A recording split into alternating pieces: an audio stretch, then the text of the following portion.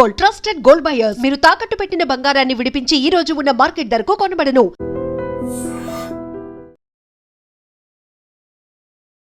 Hi నమస్తే, welcome to iDream media. నేను మీ రద్దం Srinivas. April 27వ తేదీ ఒక టీఆర్ఎస్ పుట్టింది గతంలో. ఏప్రిల్ 25వ తేదీ ఇంకో టీఆర్ఎస్ పుట్టింది తెలంగాణ రాష్ట్రంలో.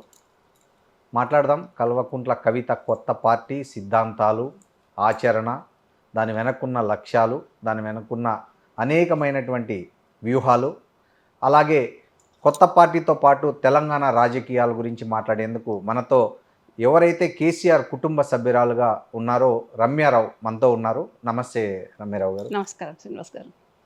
రమ్యారావు గారు, మీ సిస్టర్ కవిత కొత్త పార్టీ ప్రకటించారు.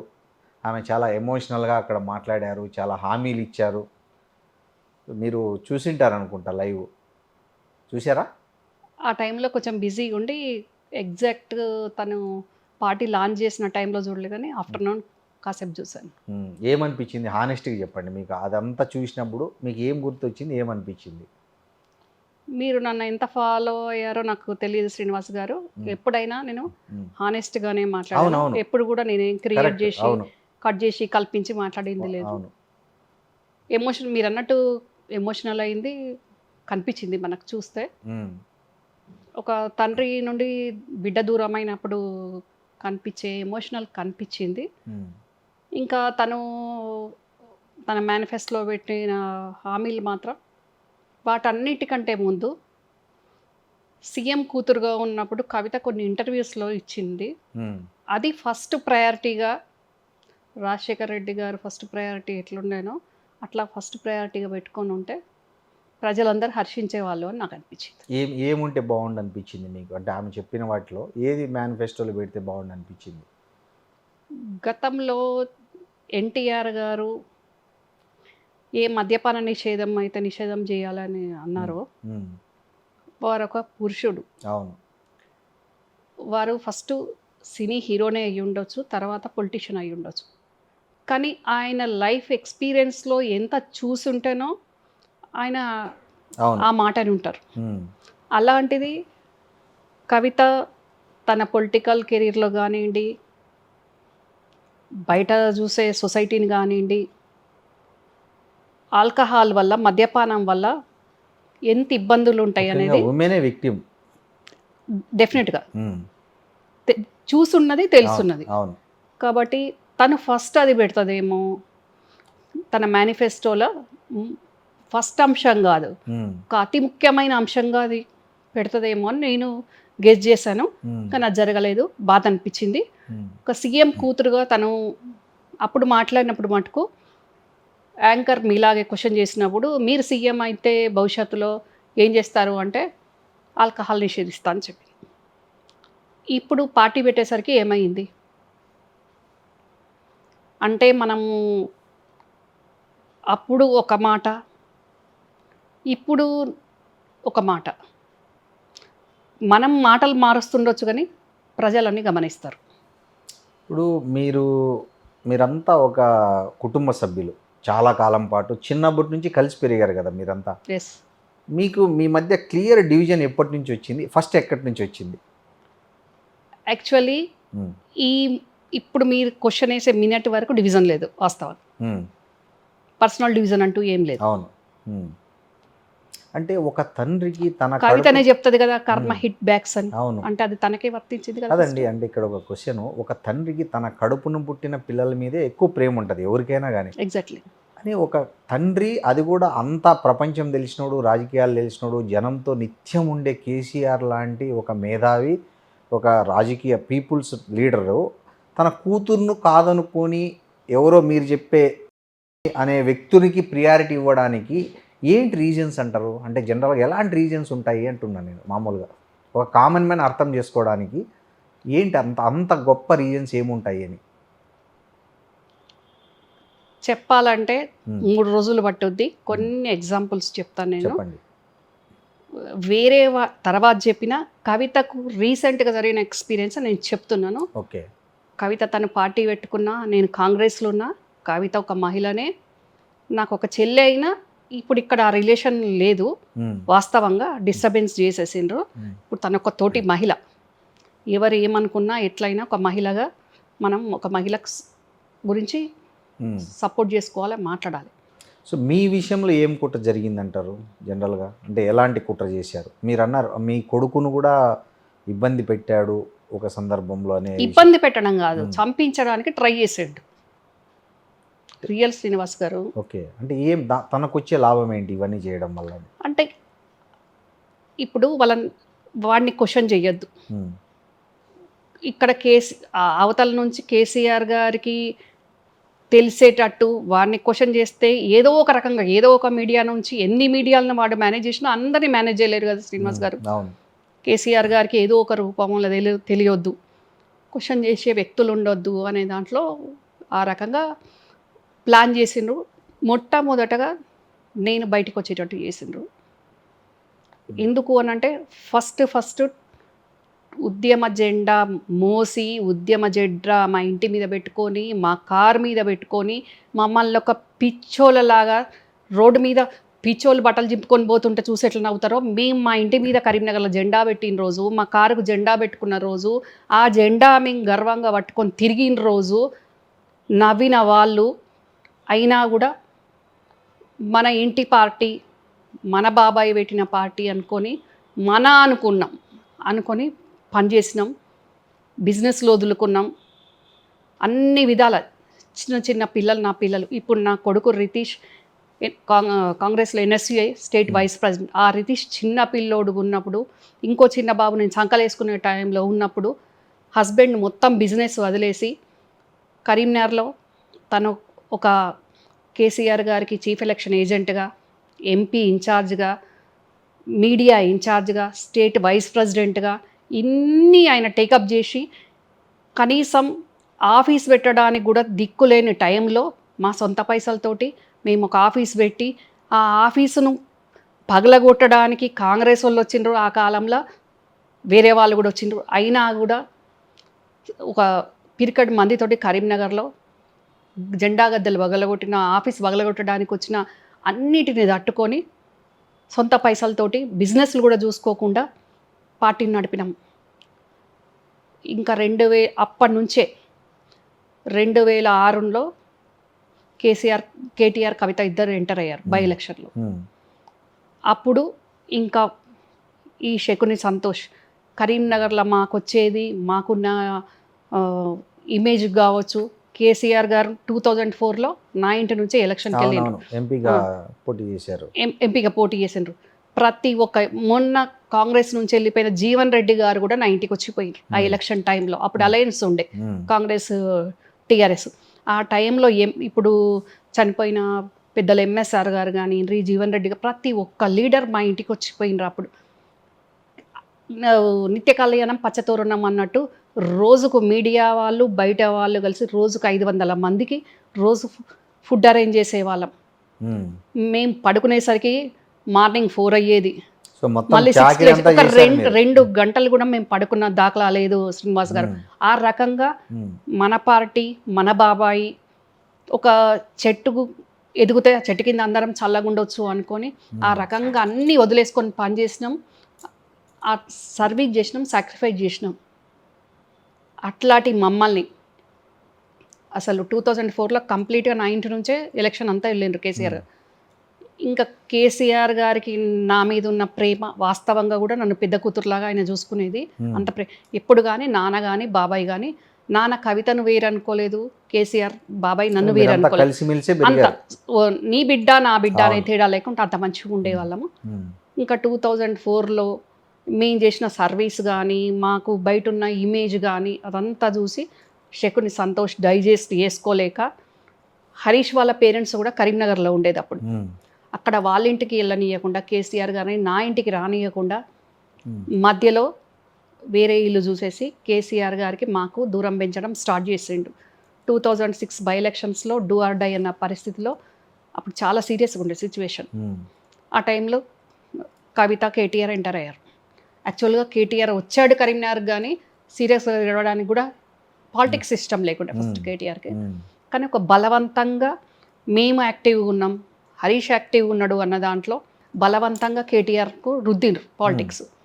కవిత మటుకు తనకు తన ఇంట్రెస్ట్గా యాక్టివ్గా వచ్చింది. తనకి ఇంట్రెస్ట్ ఉంది, నాన్న గెలవాలి అనేది ఒకటి న్యాచురల్ కదా, ఎవరికైనా గెలవాలనేది వచ్చింది.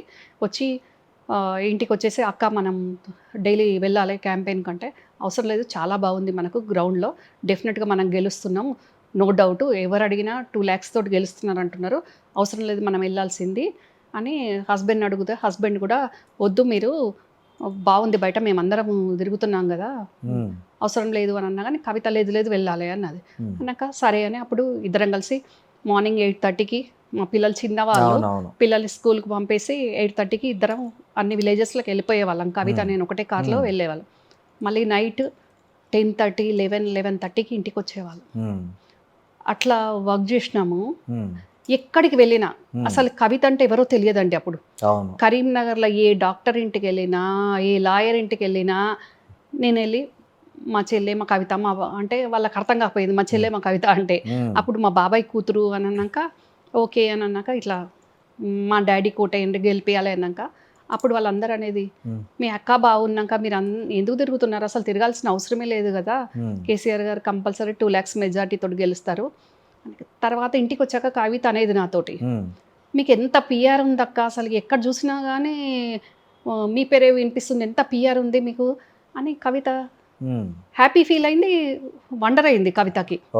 తర్వాత నైట్ మేము ఎప్పుడు ప్రచారం చేసుకొని వచ్చినా కానీ మేము ఇంటికి వచ్చేసరికి లేట్ అవుతుంది, మా హస్బెండ్ కూడా ఇంటికి వచ్చేసరికి లేట్ అవుతుంది కాబట్టి పిల్లలు వచ్చాక పిల్లల్ని ఒక మనిషితోటి ఈ శకుని సంతోష్ ఇంట్లో శోభమ్మ ఉండేది, పిల్లల్ని అప్పుడప్పుడు మా అత్తగారి దగ్గర ఉంచేది, లేదంటే ఇక్కడ శకుని సంతోష్ ఇంటికి అక్కడికి రమ్మనేది, అక్కడ నుంచి నేను తీసుకెళ్ళిపోతాను. ఇద్దరం కవిత నేను అక్కడికి వెళ్ళేది. వెళ్ళాక ఆ బయట జరిగింది వాళ్ళ అమ్మకు చెప్తుంది కవిత శోభమ్మకి, మమ్మీ అసలు ఎక్కడికి వెళ్ళినా కానీ అక్క బావ పేరే చెప్తున్నారు, వీళ్ళకి బాగా మంచి మెయింటైన్ చేస్తున్నారు, వీళ్ళకి చాలా పిఆర్ ఉంది, ఇట్లా చాలా ఉంది అని, అంటే జెలసీగా చెప్పలేదు, పాజిటివ్గా మంచి ఉద్దేశంతో చెప్పింది కవిత. ఆ చెప్పడం విన్నప్పుడు ఈమెమి రెస్పాండ్ అవ్వలేదు, శోభమ్మ సీరియస్గా తీసుకోలేదు, హ్యాపీగా తీసుకోలేదు, నార్మల్గా విని వదిలేసింది. ఆ వినడము శకుని సంతోష్ వాళ్ళ అమ్మ విన్నదండి. విని అప్పటి నుంచి వీళ్ళని ఇంకా కట్ చేయాలనేది డిసైడ్ అయిపోయి గేమ్ ప్లే స్టార్ట్ చేసింది. ఇంకా అట్లా మెల్లమెల్లగా ఆ ఎలక్షన్ తర్వాత ఇంకా స్టార్ట్ అయిపోయింది. దూరం పెంచుతూ వచ్చారు, ఇబ్బందులు చేయడము, ఈ శకుని సంతోష్ అట్లా చేయడం పెట్టాడు. కొంచెం నాకు చాలా సెల్ఫ్ రెస్పెక్ట్ ఎక్కువ నాకు, సో నేను అట్లాంటి నేను తట్టుకోవడం నాతోటి కాదు. ఈ మీరు విక్టిమ్ అయ్యారు కదా, మీ తరఫున కవిత గారు కానీ కేటీఆర్ గారు కానీ ఎప్పుడు కూడా కేసీఆర్తో ఈ విషయాల మీద చర్చ కానీ మీ తరఫున మాట్లాడడం కానీ జరిగిందా? యాక్చువల్లీ డైరెక్ట్ ఒకప్పుడు కవిత కేటీఆర్ వాళ్ళు వెళ్ళి డైరెక్ట్ కేసీఆర్ గారు బాబాయ్ తోటి మాట్లాడే పరిస్థితి ఉండకపోవు. కవిత కేటీఆర్ ఎవరైనా మా హస్బెండ్ బావా మాకు ఇది ఉంది నాన్నతో చెప్పండి అని మా హస్బెండ్ తోటి అడిగించుకునేవాళ్ళు. నేను మాత్రం డైరెక్ట్ కేసీఆర్ గారి దగ్గరికి వెళ్ళి ఆయన పేపర్ చదివే టైంలో వెళ్తే ఊరుకోరు, ఎంతటి వాళ్ళు ఉన్నా తిడతారు. ఆయన పేపర్ చదివే టైంలో ఎవరు వెళ్ళొద్దు, ఆయన బెల్లు నొక్కితే వెళ్ళి ఒక 5 టీలో 3 టీలో ఆయన ఎన్ని టీలు తాగితే అన్ని టీలు ఇచ్చి సైలెంట్గా రావాలి అంతే. ఆ పేపర్స్ అన్నీ ఆయన చదివేంతసేపు ఎవరు కూడా డిస్టర్బ్ చేయడానికి సాహసం చేయరు. ఆ టైంలో ఎవరు వెళ్ళం ఆయన రూమ్లోకి. ఇంకా ఆ తర్వాత నేను ఏదన్నా చెప్పాలనుకున్నప్పుడు చూసుకొని వెళ్ళి చెప్పేదాన్ని. ఇంకా వేరే ఎవరు వెళ్ళినా కొన్నిసార్లు ఆయన మూడుని బట్టి వెళ్ళేవారు, లేదంటే ఇట్లా అని అంటే ఆగిపోవాల్సింది అంతే. అట్లా ఉంటుండే సిచ్యువేషన్. కవిత కేటీఆర్ చాలా క్లోజ్ ఉండేది హస్బెండ్ తోటి కూడా, బావ అని హస్బెండ్ తోటి అడిగించుకునేది వాళ్ళు ఏదన్నా ఉంటే. డైరెక్ట్ ఎవరు కానీ డైరెక్ట్ పోయి అడిగేది ఉండకపోతుండే. కాకపోతే చిన్న చిన్న విషయాలకు ఆయనకు చెప్పి ఆయన మూడ్ ఆఫ్ చేయడము, ఏవో ఈ ఫ్యామిలీ మ్యాటర్స్ కానీ మేము ఎప్పుడు చెప్పుకోలేదండి. అట్లా నాకైనా హరీష్కైనా ఎవరికైనా హస్బెండ్కైనా పార్టీలు ఇబ్బంది ఈ శకుని సంతోష్ చేసినా మేము ఎప్పుడు ఆయనకు చెప్పి ఇట్లా చేస్తున్నారు అని చెప్పకపోయేది, శోభమ్మకు చెప్పుకునేది. మెయిన్గా ఇక్కడ ఇంకొక విషయం ఏం జరిగింది శ్రీనివాస్ గారు అంటే 2009లో చిరంజీవి గారు ప్రజారాజ్యం పార్టీ పెట్టే ముందు నాగబాబు గారు గోదావరి కని వెళ్ళారు, ఇంకేదో ఊరికెళ్ళి గోదావరి కని వెళ్ళారు. రిటర్న్లో హైదరాబాద్ వచ్చే ముందు కరీంనగర్లో ఆగుతాము అని అంటే మా బ్రదర్ వాళ్ళ దగ్గర ఉండేది కాబట్టి, సో మధ్యలో ఎక్కడన్నా ఆగాలి అని అన్నారంట. నా ఇల్లు ఉందని నాగబాబు రెస్ట్ తీసుకుంటారు కదా అనేసరికి సిస్టర్ ఇల్లు ఉంది అని అంటే, ఇంతమంది ఉన్నాము, ఇంత కాన్వాయ్ ఉంది, సిస్టర్ ఇల్లు అంత పెద్దగా ఉందా అంటే ఉండొచ్చు అనేసరికి వచ్చారు వాళ్ళు. వస్తాము మరి అని అంటే ఓకే నో ఇష్యూ అని అన్నాము. డిన్నర్ అరేంజ్ చేసాము ఒక 300-400 మెంబర్స్కి. నాగబాబు గారు 7-7:30 అరౌండ్ ఆ టైంకి వచ్చారు. కాన్వాయ్ అంత వచ్చేసింది. ఉన్నారు. రాగానే చాలామంది మీడియా వచ్చారు. అప్పుడు చిరంజీవి గారు అంటే ఎట్లుందండి, నాగబాబు గారు వాళ్ళ పార్టీ, చిరంజీవి గారు పార్టీ పెడుతున్నారు, నాగబాబు గారు మన ఇంటికి వస్తున్నారు, మొత్తం కేసీఆర్ గారు మన ఇంట్లో ఉంటారు అనేసరికి మీడియా కూడా ఎంత ఇంట్రెస్టింగ్ ఉంటుంది. అందరు వచ్చారు. బయట అసలు ఇంకా ఎట్లా అంటే అదొక జనజాతర అయిపోయింది. ఆ రకంగా ఎంత డోర్స్ పెట్టినా ఎట్లా పెట్టినా కంట్రోల్ కాకుండా ఆ రకంగా ఫుల్గా ఉండే పబ్లిక్ వచ్చారు. ఆయన వచ్చాక కాఫీ తాగుతానని అడిగితే కాఫీ చేసి ఇచ్చాము. డిన్నర్ అరేంజ్ చేసాము. ఆయన ఫ్రెష్ అవుతా అంటే ఓకే అవ్వండి అన్నాము. ఈ లోపల ఆయన ఫ్రెష్ అవుతున్నారు. మీడియాలో బ్రేకింగ్స్, స్క్రోలింగ్స్, కేసీఆర్ అల్లుడింట, కేసీఆర్ కూతురు ఇంట్లో నాగబాబు గారు ప్రజారాజ్యం పెట్టబోతుంటూ ఇక్కడ వచ్చున్నారు అనేది చాలా వైరల్ బ్రేకింగ్ న్యూస్ అవుతా ఉన్నది. నాగబాబు గారేమో ఫ్రెష్ అవుతాను లోపల ఉన్నారు. ఈ లోపల ఆయనకు అశ్విని దత్ గారు కాల్ చేశారంట. ఆయన ఉన్నారు కదా నిర్మాత ప్రొడ్యూసర్, ఆయన కాల్ చేసి నువ్వు అసలు ఆంధ్రాలో కూడా వస్తుంది కదా బ్రేకింగ్, నువ్వు ఎక్కడున్నావు ఏంది అని అంటే మేము కరీంనగర్లో ఉన్నాము ఇట్లా అని అంటే, నువ్వు ఎవరింటికి వెళ్ళావు, ఎక్కడికి వెళ్ళావు, చూసుకోకుండా వెళ్ళావా అని అంటే, మన అది వంశీ వాళ్ళ సిస్టర్ ఇంటికి వెళ్ళాము అని అంటే, ఆమె ఎవరనుకున్నావు, కేసీఆర్ కూతురు కదా ఇట్లా అని అనేసరికి పాపం ఆయన కన్ఫ్యూజ్ అయిపోయారు. కన్ఫ్యూజ్ అయిపోయి బయటకు వచ్చేసి వెళ్ళిపోతా అంటున్నారు. ఏంటి ఇట్లా సడన్గా వెళ్ళిపోతాను, అన్నయ్య డిన్నర్ అరేంజ్ చేశాను కదా అని అంటే, ఇంకా ఆయన ఈ మీడియాకి ఎట్లా అడ్రస్ చేయాలో అర్థం కాక కన్ఫ్యూజ్ అయ్యారు చాలా. వెళ్ళిపోతుంటే ఏం జరుగుతుందో నాకు అర్థం కావట్లేదు. తర్వాత లేట్ ఫోన్ వచ్చింది, నాకు తెలియదు ఏం జరుగుతుందో అసలు. ఈ మీడియాని చూసి, ఈ పబ్లిక్ని చూసి ఇరిటేట్ అయ్యి వెళ్ళిపోతున్నారా ఏందని నాకు బాధ అనిపించింది. ఈ అసలు ఎంత డోర్స్ క్లోజ్ చేసినా ఎవరు వినట్లేదు. ఇటు మీడియా వినట్లేదు, బయట నాగబాబు గారు వచ్చి నన్ను చూడడానికి వచ్చిన పబ్లిక్ వినట్లేదు, మా టీఆర్ఎస్ వాళ్ళు వినట్లేదు, ఎవరు వినట్లేదు. అందరికీ నాగబాబు గారిని చూడాలా, కలవాలని ఉంటుంది కదా. సరే ఈయనకి కోపం వచ్చిందేమో, ఇరిటేట్ అయ్యి వెళ్ళిపోతున్నారేమో అని నాకు అర్థం కాలేదు. స్వామినాయుడు గారు ఉంటే ఏంటి స్వామినాయుడు గారు డిన్నర్ అరేంజ్ చేయమన్నారు, చేశాక అదేంటి ఇట్లా ఆల్ ఆఫ్ సడన్గా వెళ్ళిపోతున్నారంటే, నేను మళ్ళీ మాట్లాడతాను అనుకుంటా ఆయన వెళ్ళిపోతుంటే ఈయన వెళ్ళిపోవాల్సిందే.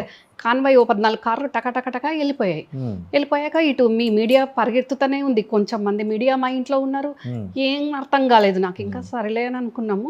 బయట అయినా కూడా ప్రెస్ వాళ్ళు దొరకబట్టి బయట ఇంటి ముందు మాట్లాడితే ఏదో కొంచెం అడ్రస్ చేసిండ్రు. ఆయన కొంచెం కన్ఫ్యూజ్ అయ్యి చేయరాలేదు, వెళ్ళిపోయి కరీంనగర్ అవుట్స్కట్స్లో ఆగి నాకు కాల్ చేసిండ్రు. అప్పుడు ఆయన కాల్ చేసి ఇక్కడ ఉన్నాము, మీడియా వాళ్ళు ఉన్నారా అంటే, లేదు ఉన్నారు, వెళ్ళిపోలేదు, మీడియా వాళ్ళు ఉన్నారా వెళ్ళిపోలేదని. అమ్మయ్య ఈయనైతే వెళ్ళిపోలేదు ఉన్నారని నేను అనుకున్నా. మరి రండి అని అంటే, లేదమ్మా ఇంకా మీడియా అట్లాగే ఉంటుంది, నేను రాలేను, నాకు చాలా ఆకలేస్తుంది, నేను తినాలి అన్నారు. అప్పటికప్పుడు క్యారేజ్ అంతా పెట్టి మళ్ళీ బ్యాక్ గేట్ నుంచి ఆయన ఉన్న దగ్గరికి పంపించాను, అవుట్స్కట్స్కి పంపిస్తే ఆయన తిన్నారు. తిన్నాక ఇంకా 12 o'clock వరకు వెయిట్ చేసినా ఈ మీడియా పోవట్లేదని ఇంకా హైదరాబాద్ వచ్చేసిండ్రు. స్వామినాయుడు వాళ్ళు అటు పంపించేసి 12 o'clockకి స్వామినాయుడు వాళ్ళ టీం అందరు వచ్చి మన ఇంటికి వచ్చి మళ్ళీ వాళ్ళందరూ మంచిగా తిన్నారు, చేశారు. నెక్స్ట్ డే మార్నింగ్ నాకు చిరంజీవి గారు కాల్ చేసిండ్రు. అరౌండ్ మార్నింగ్ 11 o'clockకి చిరంజీవి గారు కాల్ చేస్తే మాట్లాడి నాగబాబు గారు చేసి, అమ్మా అన్నయ్య మాట్లాడతారంట అని అన్నారు. అన్నాక సరే అన్నాక, నేను చిరంజీవిని మాట్లాడుతున్నా అమ్మ అంటే, నమస్తే అన్నయ్య అన్నాక, సారీ చెల్లమ్మ అంటే, మీరెందుకు సారీ చెప్తున్నారంటే, అంతా పిలిచి అంత మంచి భోజనం పెడితే వీడు తినకుండా అట్లా మీడియాకి అడ్రస్ చేయక కన్ఫ్యూజ్ అయ్యి వచ్చేసిండు, ఏమనుకోకమ్మా అని ఆయన అపాలజీ చెప్పారు. లేదంటే అట్లాంటిది ఏం లేదు అని అన్నాను. అది జరిగింది. ఆ టైంలో ఈ శకుని సంతోష్ ఇమీడియట్గా కన్ఫ్యూజ్ అయ్యేమో నాగబాబు గారు వెళ్ళిపోయింది. మీడియా ఇమీడియట్ గా మీ దాంట్లో కూడా కొందరు ఆ, చెప్తారు కదా వాళ్ళకి, అవునవును ఇక్కడికి చెప్తారు. నాగబాబు గారు వచ్చిండ్రు, ఇక్కడికి వీళ్ళు పిఆర్పీలోకి వెళ్ళిపోతారు వెళ్ళిపోతున్నారు అని చెప్తారు కదా. ఈయన వెళ్ళిపోయినరు, అయ్యో ఇంత నేను అరేంజ్మెంట్ చేస్తే అని నేను అనుకుంటుంటే, వీడు నాకు అదే 9 o'clockకి ఫోన్ చేసి ఆయన వెళ్ళిపోయాక 1 hourకి ఫోన్ చేసి ఏం అడుగుతాడండి అంటే, ఎంత బాధ అనిపించే అంశము, ఎంతకు మాట్లాడుకున్నారు అని అడిగాడు. అంటే ప్యాకేజ్. ఏం మాట్లాడుతున్నావురా అని నేను అడిగాను. మరి వచ్చిండ్రు కదా అక్క, నాగబాబు వాళ్ళు వచ్చిండ్రు కదా, ఎంత ఇస్తామన్నారు, ఎంతకు మాట్లాడుకున్నాం, ఎదురు ఉంటే ఏది తీసుకొట్టేదన్న నాకు తెలియదు నిజంగా శ్రీనివాస్ గారు, అంత మాట అన్నాడు. చాలా బాధ అనిపించింది, చాలా అంటే చాలా బాధ అనిపించింది. అరే ఒక మనిషి అతిథి మన ఇంటికి వస్తే ఇంత భోజనం పెట్టినందుకు నేను పోవాలనుకుంటే నాకు ఏ పార్టీ ఇవ్వదా అండి? మీరు అప్పుడు పిఆర్పీలో పోవాలనుకుంటే అప్పుడు నాకు కాంగ్రెస్ అయినా ఇచ్చేది, వాళ్ళైనా ఇస్తారు. అంటే భోజనం పెట్టినంత మాత్రాన అంత అమ్ముడు పోయినరా అని అంటే, మా సర్వీసు మా సాక్రిఫైస్కు అదానండి విలువ. ఆ రకంగా చేసి ఇంకా కేసీఆర్ గారికి ఏం చెప్పిండో, ఏమైందో ఏందో ఏం తెలియదు. అది జరిగిందండి. అక్కడ నుంచి స్టార్ట్ అయింది. సో మీరు బాగా క్లోజ్గా ఉన్నప్పుడైనా అక్క చెల్లెళ్ళు పైన కింద ఇల్లు అనుకున్నారు ఇక్కడ? ఎక్కడంటారు? ఇక్కడ ఈ ఇల్లు నందినగర్ ఇల్లు. శ్రీనివాస్ గారు మేము కొట్లాడుకుంది ఎప్పుడు లేదు వాస్తవం. అదే అంటే నేను అనేది మామూలుగా ఇప్పుడు అక్క చెల్లెలు ఏంటంటే కొంచెం కంఫర్ట్ ఫీల్ అవుతారు కదా ఒక దగ్గర ఉంటే అని, అట్లా ఉద్దేశం? నో అట్లాంటిది ఏం లేదు. యాక్చువల్లీ నేను చిన్నప్పటి నుంచి చదువుకుందైనా కరీంనగరే, మధ్యలో నేను ఇంటర్ సిద్దిపేటలో చేశాను, తర్వాత హైదరాబాద్లో చదువుకున్నాను. నాకు మళ్ళీ మ్యారేజ్ అయ్యి నేను ఉన్నది కూడా కరీంనగరే. నాకు యాక్చువల్లీ కరీంనగర్ అంటేనే ఇష్టం, ఎందుకో అట్లా అనుకోకుండా హైదరాబాద్కు, అంటే ఇప్పుడు కూడా మేము కరీంనగర్ హైదరాబాద్ తిరుగుతున్నాము. హైదరాబాద్కి వచ్చాక నేను ఫస్ట్ అల్వాల్లో ఉన్నాను. ఆ తర్వాత మా చిన్న అబ్బాయి MBA చదువుతా అన్న టైంలో ఆయనకి ఇక్ఫైలో సీట్ వస్తే ట్రావెల్ చేయడం కష్టమవుతుంది అన్న దాంట్లో మేము ఈ సైడ్ వెతుకుతుంటే బ్రోకర్ ఇల్లు చూపించాడు. ఫస్ట్ నేను 3rd floorలో రెంట్కున్నాను అండి. Actually 3rd floorలో రెంట్కున్నాను. 2nd floorలో కవితది రెసిడెన్స్ అయితే ఇప్పుడు ఆఫీసు. తర్వాత 1st floorలో నమస్తే తెలంగాణ రాజం గారి బ్రదర్ అమ్ముతుంటే నేను తీసుకున్నానండి. ఇది ఇప్పుడు డైరెక్ట్ ఆయన కూడా మాకేమి ఇవ్వలేదు.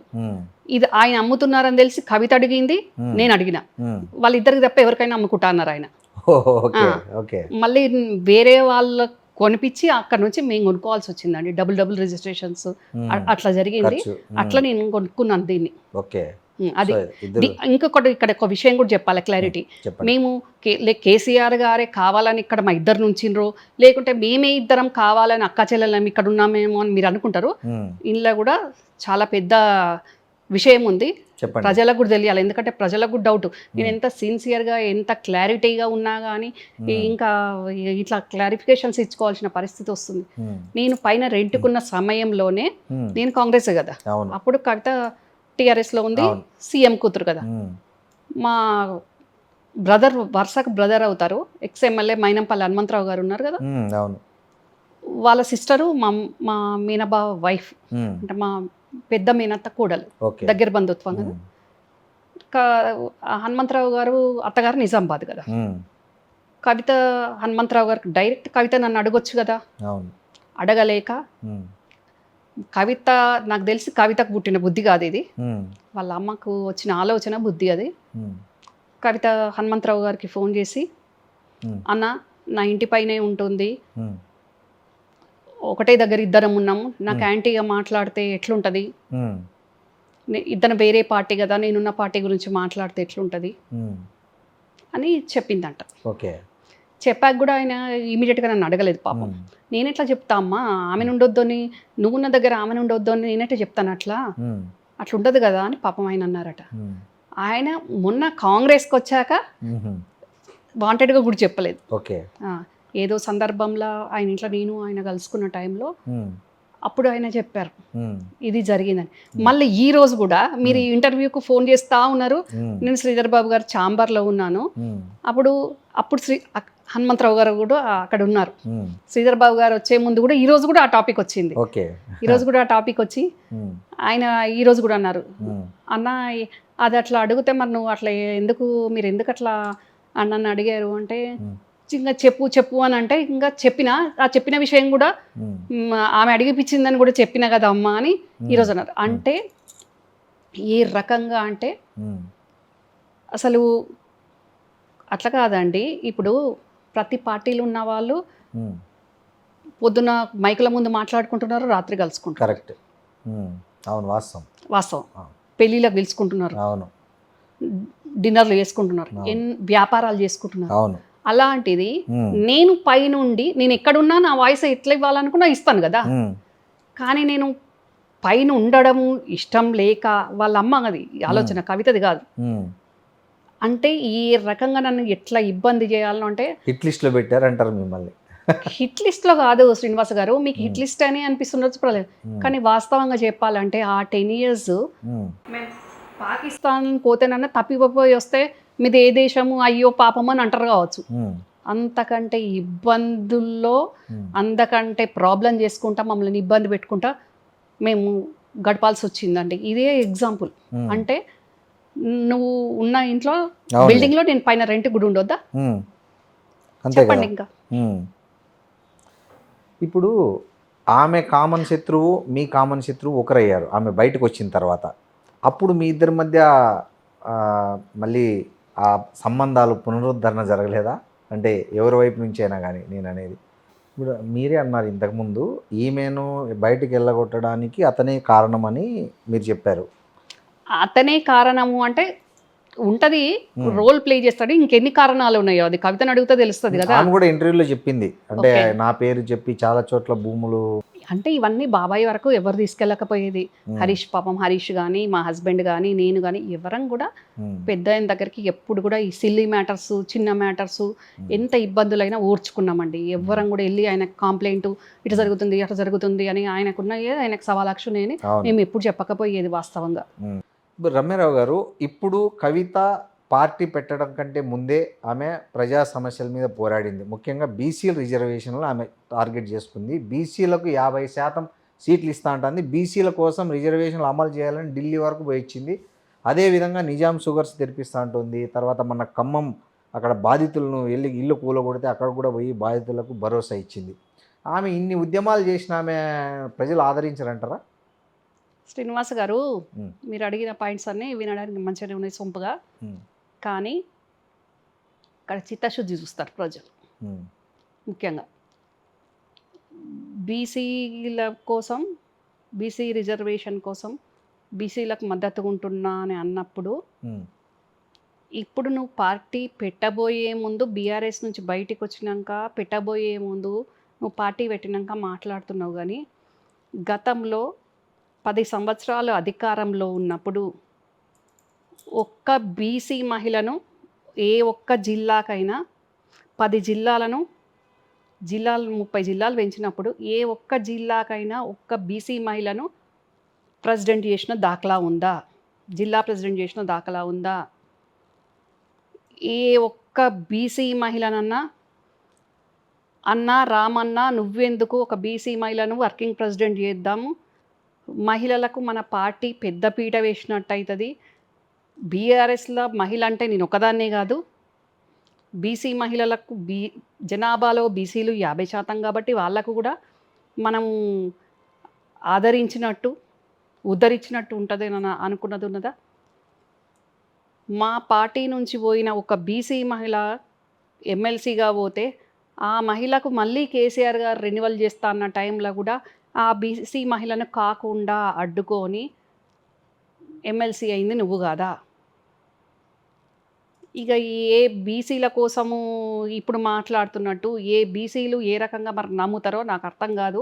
ఇప్పుడు పార్టీ పెట్టినాక కూడా మరి బీసీల కోసం కానీ బీసీ మహిళల కోసం కానీ ఆ మేనిఫెస్టోలో ఏముంది? 50% ఇస్తాను కదా సీట్లు. మహిళల కోసం నువ్వు ఒక మహిళ పార్టీ పెట్టింది, బీసీ మహిళల గురించి అనాలి కదా. మహిళా రిజర్వేషన్ గురించి పోరాటం చేసిన అన్నావు కదా. ఒక జంతర్ మంతర్ దగ్గర ఒక రోజు కూర్చొని వస్తేనే పోరాటం చేసినట్ట నీ మేనిఫెస్టోలో పెట్టాలి కదా. పెట్టిందిగా మొన్న 50% సీట్లు బీసీలకి ఇస్తాను. మహిళలకు బీసీలు అంటే మహిళలు బీసీలకు కూడా ఇస్తుంది అనుకుంటా. మహిళలకు పెట్టాలి కదా ప్రత్యేకంగా. మహిళలకు ప్రత్యేకంగా పెట్టాలి. నువ్వు ఒక మహిళ పార్టీ పెట్టినావు, నువ్వు మహిళా రిజర్వేషన్ అడిగినావు, నువ్వు ఫస్ట్ ప్రయారిటీగా మద్యపానం మీద పెట్టాలి, మహిళా రిజర్వేషన్ మీద పెట్టాలి. నీ పార్టీలో 50% మహిళలకు ఇస్తాను పెట్టాలి. అందులో బీసీ కోటా ఎంత అనేది, బీసీ మహిళల కోటా ఎంత అనేది పెట్టాలి. ఇప్పుడు నువ్వు పార్టీ పెట్టి మాట్లాడుతున్నప్పుడే నువ్వు ఒక్క మహిళవు, నీ చుట్టూ ఉన్న వాళ్ళు ఫోటోగ్రాఫర్లు, వీడియోగ్రాఫర్లు, ఆ ముఖాలు కూడా ఎవరో తెలియని మగ మనుషులు చుట్టూ. కనీసం నీ పక్కకి ఏ మహిళ ఉంది? స్టేజ్ మీద అంటారా మీరు? స్టేజ్ మీద కవిత స్పీచ్ ఇచ్చేటప్పుడు, పార్టీ అనౌన్స్ చేసేటప్పుడు ఏ మహిళ ఉంది పక్కకి? ప్రతిసారి ఇప్పుడు ప్రెస్ మీట్లు పెడుతుంటే మహిళలు ఇట్లా నిక్కి నిక్కి చూసే పరిస్థితి, వెనక నిలబడి, వెనక కొన్ని సందర్భాల్లో కూర్చుంటున్నారు, చాలా సందర్భాల్లో నిలబడుతున్నారు. పక్కకు ఎందుకు మహిళలను కూర్చోబెట్టి మగవాళ్ళని వెనక కూర్చోబెడితే ఏమవుతుంది? నువ్వు మహిళవు, నీతో సమానంగా మహిళలను పక్కకు కూర్చోబెట్టుకోవాలి కదా. మగవాళ్ళని వెనక కూర్చోబెట్టచ్చు కదా. మగవాళ్ళని పక్క కూర్చోబెట్టుకొని మహిళలను వెనక కూర్చోబెడతామంటే నువ్వు మహిళవై ఉండి నువ్వే మహిళలను చిన్న చూపు చూస్తున్నావు కదా. మహిళలనే నువ్వు ముందుంచట్లేదు కదా. నువ్వే మహిళలను ముందుంచకుంటే, నువ్వే మహిళలను చిన్న చూపు చూస్తే ఇంకా ఏ పార్టీ అయినా, ఏ సమాజమైనా మహిళలను ఎక్కడ ముందుకు పోనిస్తుంది? రేపు క్వశ్చన్ చేస్తారు కదా, ఒక మహిళనే పార్టీ పెట్టింది కదా, ఆమెనే మహిళల చిన్న చూపు చూస్తుంది కదా, ఆమెనే మహిళలను పక్కకు ఉంచుకోవట్లేదు కదా, ఎప్పుడు వెనకకే ఉంచుతుంది కదా, వాళ్ళు నిక్కి నిక్కి చూసే పరిస్థితి వస్తుంది కదా అని క్వశ్చన్ చేస్తారు కదా. ప్రజలు కూడా డిస్కస్ చేసుకుంటారు కదా. మరి ఇంకా ఇక్కడ చిత్తశుద్ధి ఏంది, లక్ష్మి ఏంది, ఇంకా ఇక్కడ మహిళల పట్ల ఉన్న ఉదాసీనత ఏంది, మహిళల మీద తను తీసుకునే, మహిళల కోసం, మహిళల భద్రత, భవిష్యత్తు, భరోసా కోసం తీసుకునేది ఏం కనిపిస్తుంది అని నేను అడుగుతున్నా. ఇప్పుడు మీరు అక్కడ ఉన్న వాళ్ళంతా కూడా ఆ పార్టీలో జాయిన్ అయ్యే ముందు కానీ, జాయిన్ అయినాక కానీ చుట్టూ కనిపిస్తున్న వాళ్ళు ఉద్యమకారులు కాదు, జాగృతులు ఉన్న వాళ్ళు కాదు. మెజారిటీ పీపుల్ బయట వాళ్ళు.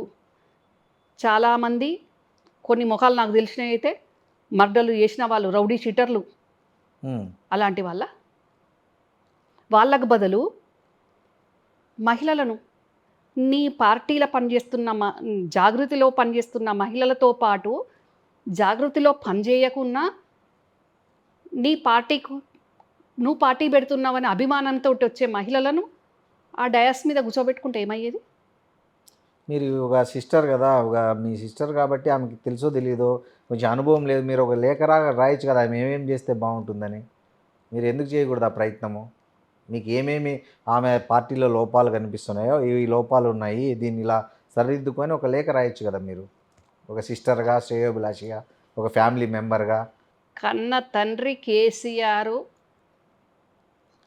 ఎంతో అనుభవం ఉండి, ఎంతో మందితోటి, ఎంతో మందిని నయాన్నో భయాన్నో మెప్పించి ఒప్పించి తెలంగాణ వచ్చేటట్టు చేసిన ఆయన చెప్తేనే దిక్కు దివానా లేదు.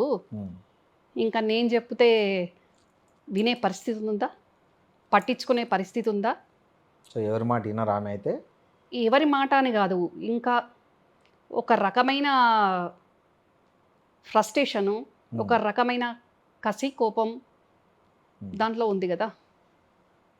అలాంటి వాళ్ళకు చెప్పి ప్రయోజనం ఉండదు కదా. చెప్తే విని అర్థం చేసుకునే పరిస్థితి ఉంటే బయటికి వచ్చి పార్టీ పెట్టే పరిస్థితి ఉండదు కదా.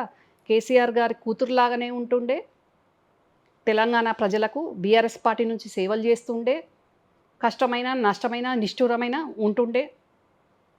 అసలు కథ ఏంటండి? అసలు కేసీఆర్కు ఈమెకి మధ్య అంత గ్యాప్ వచ్చి మాట్లాడుకోవడానికి అనుమతి కూడా ఇవ్వకుండా, తను ఎక్కడో అమెరికాకి వెళ్తుంటే కూడా నా తండ్రి నన్ను అలో చేయలేదు, లోపలికి ఆశీర్వాదం తీసుకుందా నా కొడుకునంటే కూడా ఇవ్వని పరిస్థితి వచ్చిందని ఆమె వాపోయారు, బాధపడ్డారు కదా. ఎందుకు, ఏం జరిగిందంటారు అంత గ్యాప్కు కారణం? అసలు ఒరిజినల్గా ఏమి జరగడము అని కాదు, అక్కడ కేసీఆర్ గారు ఉద్యమ నాయకుని ఉన్నప్పటి నుంచి 2001 నుంచి, అంతకుముందు విషయాలు వేరు, 2001 నుంచి ఈ నిమిషం వరకు కూడా ఆయన ప్రగతి భవన్లు ఉండని, ఫామ్ హౌస్లు ఉండని, ఢిల్లీలు ఉండని, గల్లీలు ఉండని, ఏం జరుగుతుంది కుటుంబంలో, పార్టీలో, ప్రభుత్వంలో అనేది ఆయన తెలియకుండానే చాలా జరుగుతుంది.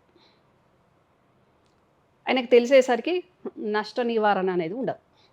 ఇప్పుడు మీకు బీఆర్ఎస్ నుంచి పిలుపు వచ్చింది అనుకోండి, రామ్మా మన కుటుంబమే కదా, రా ఏదో అయిపోయింది రా మనం అంతా మళ్ళీ కలిసి పని చేద్దామంటే మీరు వెళ్తారా బీఆర్ఎస్లోకి?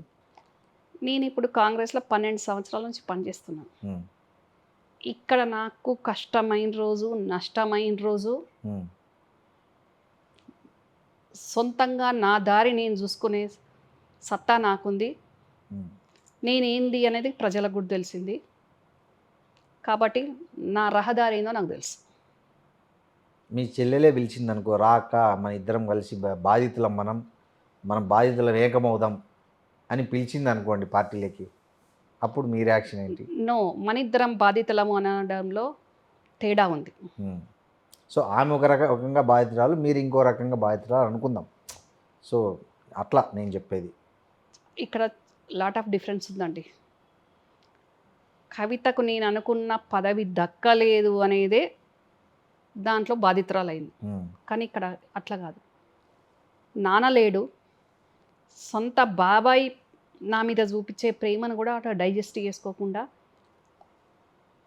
నేను చెప్పింది ఆయన వింటాడు అనేది, ఏది ఉన్నా నేను చెప్తా అనే దాంట్లో నన్ను ఈ రకంగా చేసేసిండు. దానికి దీనికి చాలా తేడా ఉంది. అక్కడ అధికారంలో లేనప్పుడే నేను కాంగ్రెస్కి వచ్చినా, అక్కడ అధికారంకి వచ్చినా నేను పోలే.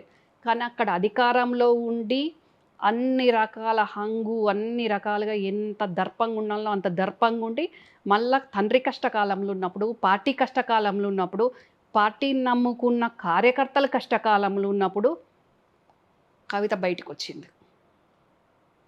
నేను కాంగ్రెస్ పార్టీ అధికారంలో ఉందని రాలేదు, కాంగ్రెస్ పార్టీ అధికారంలో లేకపోయినా నేను కాంగ్రెస్లోనే ఉన్నా. కవిత మరి ఇప్పుడు మూడోసారి బీఆర్ఎస్ అధికారంలో ఉంటే బయటకు వచ్చేదా? పార్టీల కంటే తండ్రి ముఖ్యమా, పార్టీ ముఖ్యమా? వచ్చేదా ఆమె బయటికి వచ్చేదా? నిజంగానే చెప్పండి. మీరు క్వశ్చన్ వేస్తున్నారు, ఆన్సర్ చెప్పాలి మీరు. కనిపిస్తుంది కదా, అధికారంలో ఉంటే రాకపోయి ఉండేది కదా. ఇప్పుడు మాట్లాడుతున్న మాటలన్నిట్లో 1000 మాటల్లో ఒక మాట అయినా నువ్వు అక్కడ ఉన్నప్పుడు బయటికి వచ్చే చాట్ మీరు అవినీతి చేసేస్తున్నారు, నాకు నచ్చట్లేదు అని ఎవరు అవినీతి చేస్తున్నారో, ఎవరి మీద ఆరోపణలు చేస్తుందో అప్పుడే బయటికి వచ్చి నువ్వు వీళ్ళ వల్ల అవినీతి జరిగింది, వీళ్ళ వల్ల తెలంగాణ ప్రజలకు ఇబ్బంది అవుతుంది అని వీలైనంత వరకు ఆధారాలతో నువ్వు బయటకు వచ్చి చెప్పేది ఉండే, చూపించాల్సింది ఉండే. నేను బయటికి వచ్చినా అంటే ఎన్నో ఆధారాలు చూపించిన తెలంగాణ ప్రజలకు, ఎన్నో చెప్పిన, ఎన్నో ఎవిడెన్సెస్ తోటి చెప్పిన, ఎప్పుడు కూడా గాలి మాటలు మాట్లాడలేదు. మరి నువ్వు కూడా అందులో భాగస్వామ్యమే కదా. అంటే అప్పుడు అధికారం ముందు మూగబోయినవా, మైనబొమ్మవైనవా? అప్పుడు ఏ ప్రజలు కనిపించలేదా, ఏ బీసీలు కనిపించలేదా, ఏ బీసీ మహిళలు కనిపించలేదా? మళ్ళీ సామాజిక న్యాయం, ఏం సామాజిక న్యాయం? ఇందిరాగాంధీ నుంచి, పివి నరసింహారావు నుంచి, ఎన్టీఆర్ గారు, చంద్రబాబు గారు, రాజశేఖర్ రెడ్డి గారు, కేసీఆర్ గారు, రేవంత్ అన్న వరకు నేను ముఖ్యమంత్రి అని ఎవరైనా చెప్పుకున్నారా? మన పని చేసిన దాన్ని బట్టి ప్రజలు మనల్ని డిసైడ్ చేస్తారు ఏం కావాలి అనేది. సామాజిక న్యాయం అనుకుంటూ మళ్ళీ నేను ముఖ్యమంత్రి ఏంటి? ఇప్పుడు మీరు ఇన్ని ప్రూఫ్లు ఇచ్చారు సోకాల్డ్ మీరు అంటున్న వ్యక్తుల మీద, మీ ప్రభుత్వమే అధికారంలో ఉంది, ఎందుకు దాని మీద యాక్షన్ తీసుకోవాలి? మీరు కాంగ్రెస్ లీడర్గా ఉండి చేస్తున్న ఆరోపణలను మీ ప్రభుత్వమే ఎందుకు ఫోకస్ చేయట్లేదు అంటున్నా. నేను మా ప్రభుత్వానికి ఇవ్వలేదు, నేను ఈడీకి, సిబిఐకి ఇచ్చాను, ఓకే, సెంట్రల్ ఏజెన్సీస్కి ఇచ్చాను, చర్యలు తీసుకోమని ఆధారాలతోటి ఇచ్చాను, ప్రజలకు చూపించాను. ఓకే, నేను అనేది ఒక స్టేట్ గవర్నమెంట్ కూడా రైట్స్ ఉంటాయి కదా, సిట్ వేయచ్చు, దాని మీద ఏదైనా ఇంకోటి సిఐడి కేసు ఏదో ఒకటి పెట్టి దాన్ని తీయచ్చు కదా, ఎందుకు ఆ పని చేయట్లేదు అనేది చాలామందికి ఒక కన్ఫ్యూజన్ వస్తుంది. ఇప్పుడు సెంట్రల్ గవర్నమెంట్ వాళ్ళు చర్యలు తీసుకోనప్పుడు అప్పుడు డెఫినెట్గా నేను కూడా స్టేట్ గవర్నమెంట్ని అడుగుతా, మరి వాళ్ళు చేయలేదు, ఇప్పుడు మనం అధికారంలో ఉన్నాం కదా, మీరు తీసుకోండి, యాక్షన్ తీసుకోండి అని అడుగుతాను నేను. అంతేనా? కవిత ఆరోపిస్తున్నట్లు బీఆర్ఎస్ కాంగ్రెస్ కలిసిపోయినాయి, ఇద్దరు మిలాఖత్ అయిపోయినారు, ఒకరికొకరు హెల్ప్ చేసుకుంటున్నారు అంటుంది. అట్లాంటి ఏమన్నా లోపాయికారి ఒప్పందాలు కూడా ఏమైనా జరిగినాయంటారా? ఇప్పుడు ఆ మాట మీరే అన్నారు, ఈ మాట మీరే అన్నారు. ఇందాక కవిత వెనకాల మీ కాంగ్రెసే ఉందట అని మీరే అన్నారు, బీఆర్ఎస్ నేతలు అంటున్నారు, బీఆర్ఎస్ నేతలు అంటున్నారని మీరే అన్నారు. మరి కవిత కాలం మేమే ఉన్నప్పుడు మళ్ళీ బీఆర్ఎస్ కాంగ్రెస్ ఎట్లా ఒకటైద్ది? ఆమె అంటుంది.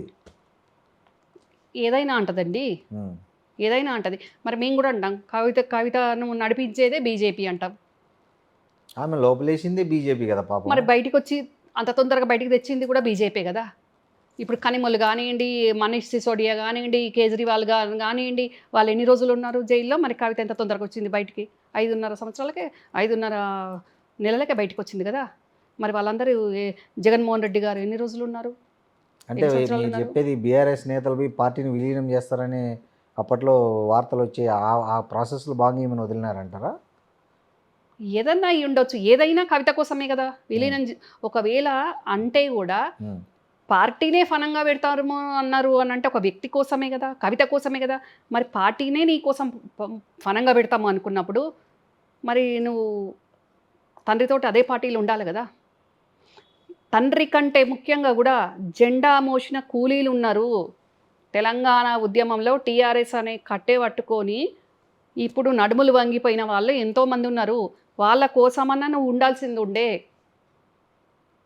ఆమె పార్టీ పెట్టి వాళ్ళందరికీ అక్కడ న్యాయం జరగలేదు కాబట్టి ఇక్కడ న్యాయం చేస్తామంటున్నారేమో, అనుకున్నారేమో. నువ్వు అధికారంలోకి వచ్చేది ఎప్పుడు, వాళ్ళు చచ్చేది ఎప్పుడు?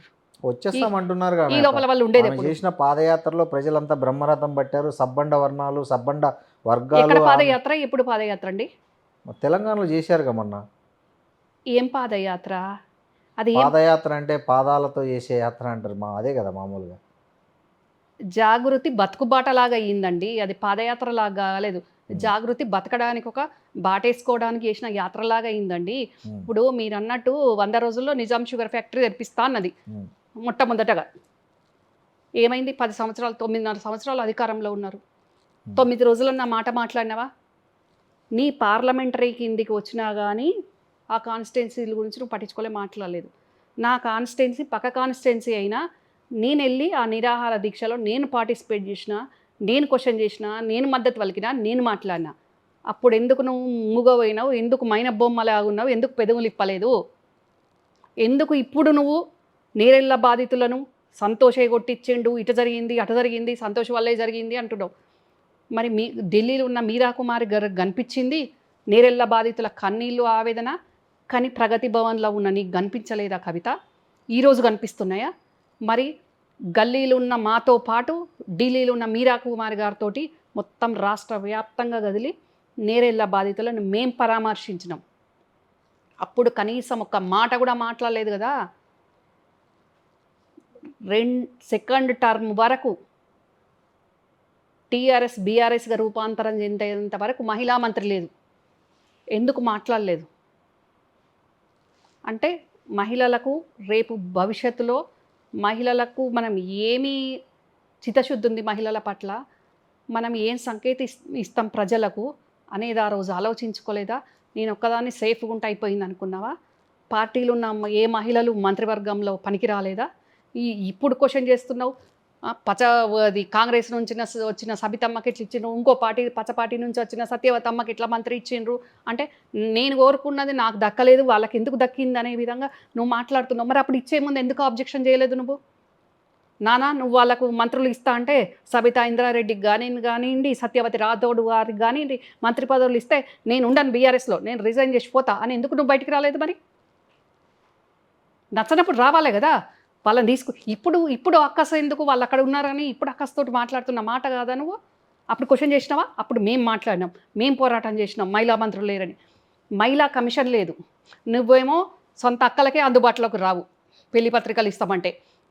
మరి అన్యాయం అయిపోతున్న అక్కలు చెల్లెళ్ళు ఎన్నో మహిళా సమస్యలు ఉన్నోళ్ళ కోసమే మహిళా కమిషన్ ఉంటుంది శ్రీనివాస్ గారు. మరి ఆ మహిళా కమిషనే దిక్కులేదు కదా, దాని గురించి ఒక్క మాట మాట్లాడినావా? నేను పార్టీతోటి సంబంధం లేకుండా నేను కాంగ్రెస్లో ఉండి పార్టీ మీద కాకుండా పార్టీ తరఫున కాకుండా సొంతంగా రేగులపాటి రమ్యారావు అనే పేరు మీద నేను హైకోర్టులో పిల్లు వేసిందండి. పిల్లు వేస్తే జస్టిస్ విజయసేనారెడ్డి గారు సుమోటోగా తీసుకొని ఇమీడియట్గా మహిళా కమిషన్ వేయాలి, మీరు వేయకుంటే మేము వేస్తాము అని మెడలు వంచి కమిషన్ వచ్చింది. ఎందుకు మాట్లాడలేదు అప్పుడు నువ్వు? ఇంకా ఎక్కడ పోరాటాలు, ఏం పోరాటాలు చేసినట్టు? వరంగల్ బాధితులను మహిళలను పోలీసులతో కొట్టించిన రోజు మాట్లాడినామను.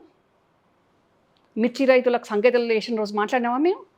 ఆదిలాబాద్ మూలగొట్టుకు అక్కడ మిర్చి పంటలు నాశనం అయిపోతుంటే లైవ్లోకి వెళ్ళి చూసి వాళ్ళను ఆ పంటను చూసి వాళ్ళని పరామర్శించింది మేము ఎర్రటి ఎండల్లో, ఇదే ఎండల్లో. అప్పుడు ఎక్కడున్నాను మాట్లాడినాము? అప్పుడు కనీసం మాలాంటి వాళ్ళం మాట్లాడినాకనన్నా కౌంటర్ స్టేట్మెంట్గా మేము చేస్తామని కూడా చెప్పింది లేదు కదా. ఇంకా మళ్ళీ ఇంతసేపు నన్ను నిజామాబాద్కే పరిమితం చేసిండ్రు అని అంటే అది ఎంతవరకు కరెక్టు? ఇప్పుడు గుర్తొచ్చినాయా నీకు ముంపు జిల్లాలు? ఖమ్మం ముంపు జిల్లాలు విలీనం అయిపోయినాయి, ఇప్పుడు గుర్తుకొచ్చిందా? ఇవన్నిటి పశ్చాత్తాపడే కదా ఆమె పార్టీ పెట్టింది బయటకు వచ్చి. ఇవన్నీ జరిగిన తప్పిదాలన్నీ జరిగినాయి, అప్పుడు నేనేం చేయలేకపోయాను, ఇప్పుడు చేద్దామనే పార్టీ పెట్టినా అని చెప్తున్నారు కదా. ఇన్ని ఎగ్జాంపుల్లో ఒక్కటి కూడా నీకు చేయడానికి నీకు మనసు రాలేదు, నీకు నోరు రాలేదు, నీకు అడగడానికి శక్తి లేదా? 1200 మంది విద్యార్థులు బలిదానాలు చేసుకుంటే అమరుల కుటుంబాల నుంచి ఒక శంకరమ్మనో ఇంకో ఈ జర్నలిస్టు సోదరున్నో జర్నలిస్టు అక్కా చెల్లెనో ఒక్కరికన్నా నేను మహిళలను ఎమ్మెల్సీని చేస్తానో కార్పొరేషన్ చైర్మన్ ఇస్తానో ఏదన్నా చేస్తానో అని ఎందుకు అనలేదు? కానీ అప్పుడు సూట్ కేసులు తెచ్చిన వాళ్ళకు, గోనె సంచులు తెచ్చిన వాళ్ళకు, ల్యాండ్ బ్యాంకు, ఇంకా అన్ని రకాలుగా ఏంటి దేశ విదేశాల్లో ఫ్లాట్లు కొనిచ్చిన వాళ్ళకి కాదా సపోర్ట్ చేసింది? అప్పుడు వీళ్ళందరూ కనపడలేదా? 10 సంవత్సరాల అధికారంలో ఉన్నప్పుడు చేయడానికి మనసు రాని వాళ్ళు రేపు అధికారం వస్తుందో రాదో దిక్కు దివానా లేదు. ఇప్పుడు హామీలు ఇస్తే ప్రజలు ఎట్లా నమ్మాలి? ఇక ఎంతసేపు మా కాంగ్రెస్ని అంటారు, తెలంగాణ ఇస్తామన్నది మేము, ఇచ్చింది మేము, ప్రజాపాలన చేస్తున్నది మేము, అధికారంలో ఉన్నది మేము, బడ్జెట్ దిక్కు లేకున్నా రూపాయి పొదుపు చేసుకుంటూ వెనక ముందో అన్నీ చేస్తున్నది మేము, మాకో విజన్ ఉన్నది, మేము చేయగలుగుతాము. కానీ అధికారంలో 10 ఏళ్ళు ఉండి ఆగమాగం చేసి అడ్డగోలుగా చేసి ఈరోజు మళ్ళీ మేము అధికారంలోకి వస్తే మళ్ళీ అమలుకు సాధ్యం కానీ హామీలు చేస్తాము. ఇలా మద్యపానం దిక్కులేదు, మహిళల గురించి దిక్కులేదు, పక్కకు మహిళలు లేరు, మరి ఇంకా ఎట్లా? లక్ష్యం ఏంటి? కాబట్టి ఆమె లక్ష్యం లేకుండా పార్టీ పెట్టింది. నేను అనట్లేదు లక్ష్యం లేకుండా పట్టేలా. ఒక మహిళ పార్టీ పెడుతున్నది అన్నప్పుడు ప్రతి మహిళల గురించి ఇంపార్టెన్స్ ఇస్తుందేమో. ఆమె అన్యాయమైపోయి ఇబ్బందులతోటి ఆవేదనతోటి, ఆవేశమే కానీ ఆవేదనే కానీ ఆక్రందనతోటి బయటకు వచ్చింది. ఆవేదనల నుంచైనా ఆవేశం నుంచైనా ఆక్రందనల నుంచైనా ఒక మహిళకు భరోసా ఇస్తుందని ఎక్స్పెక్ట్ చేశారు. నో ఇంకో మహిళలకు ఇలాంటిది జరగకూడదు అనేది ఒక విజన్ తోటి ఆ మేనిఫెస్టో ఉంటుంది, ఆ హామీలు ఉంటాయి, ఆ భరోసా ఉంటాయి కావచ్చు అనుకొని తెలంగాణ ఆడబిడ్డలు ఎదురు చూసిండ్రు. ఆమె సీఎం అయినాక చేస్తుందేమో. అక్కడ ఇప్పుడు చెప్పడానికే దిక్కు లేనప్పుడు ఇంకా సీఎం అయినాక చూసారు ఎక్కడండి? ఎంతసేపు సీఎంసీ, అసలు చీఫ్ మినిస్టర్ అంటే అంత చీప్ అయిపోయిందండి.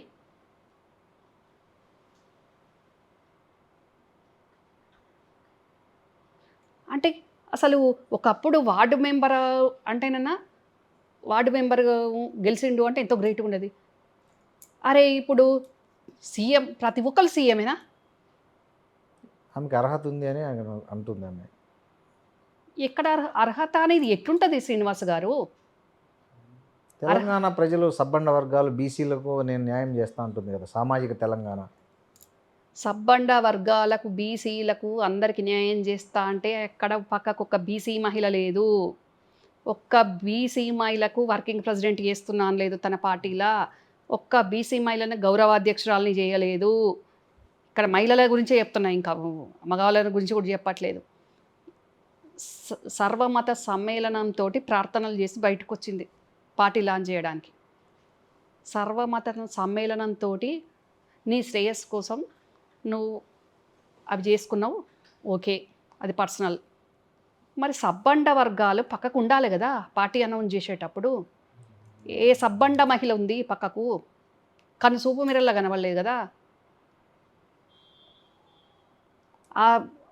తర్వాత నాకు కొందరు విజువల్స్ పంపితే చూశాను. పార్టీ లాంచింగ్ లైవ్ నడుస్తున్నప్పుడు కూడా ముందు వరుస కానీ, రెండో వరుస కానీ, మూడో వరుస కానీ కనుసూపు మేరలో మహిళ దిక్కులేదు. మరి ప్రతి ఒక్క సామాజిక వర్గం నుంచి ఇప్పుడు ఒక బీసీలనే 100 కుల వృత్తుల వాళ్ళు ఉంటారు, 100 కులాలు ఉంటాయి. ఒక 3 వరుసలు నింపితే కూడా 100 మందికి ఇంకా మిగిలిపోయే ఉంటారు. కులానికి ఒక మహిళను తీసుకున్నా కానీ ఏమైతుండే, నువ్వు ఒక మహిళ పార్టీ పెట్టినా గర్వంగా మహిళలందరినీ 3 వరుసలలో ముందట కూర్చోబెట్టాల్సింది ఉండే. ఏమైతుండే మొగలను వెనక కూర్చోబెడితే? నువ్వు మహిళవు కాబట్టి అట్లా చేస్తే ఈరోజు ఏ మహిళ కంటికి రెప్పల నేను కాపాడుకునే వాళ్ళు కదా. జరిగిపోయింది, కవితమ్మ ఇప్పటికైనా మా కోసం ఉంది అని నమ్మేవాళ్ళు కదా. ఎవరున్నారు ఆ ముందు వరుసల్లో?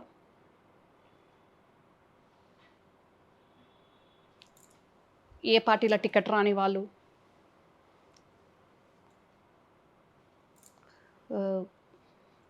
ఏదో కొద్ది మంది కనుసూపు మేరలో నీ జాగృతి వాళ్ళు తప్ప ఎలాంటి వాళ్ళు ఉన్నారు? నేను ఊరికంటే బాగుండదు కానీ ఏం అవసరం ఉంది అక్కడ? ఇంకా అక్కడ సబ్బండ వర్గాలు నాకైతే కనిపించలేదు. మరి మీకు కనిపించిందేమో శ్రీనివాస్ గారు. కానీ అక్కడ కనిపించలేదు, కానీ చూస్తున్న ప్రజల్లో సబ్బండ వర్గాల వాళ్ళందరికీ కనిపిస్తుంది ఏముంది అని. అది చర్చ నడుస్తుంది కదా. ఈరోజు జరిగింది ఏంది అని అంటే, శోభమ్మ తన కన్నును తన వేలుతోటి పొడుచుకుంది. చాలా పెద్ద స్టేట్మెంట్ ఇది. అది వాస్తవం.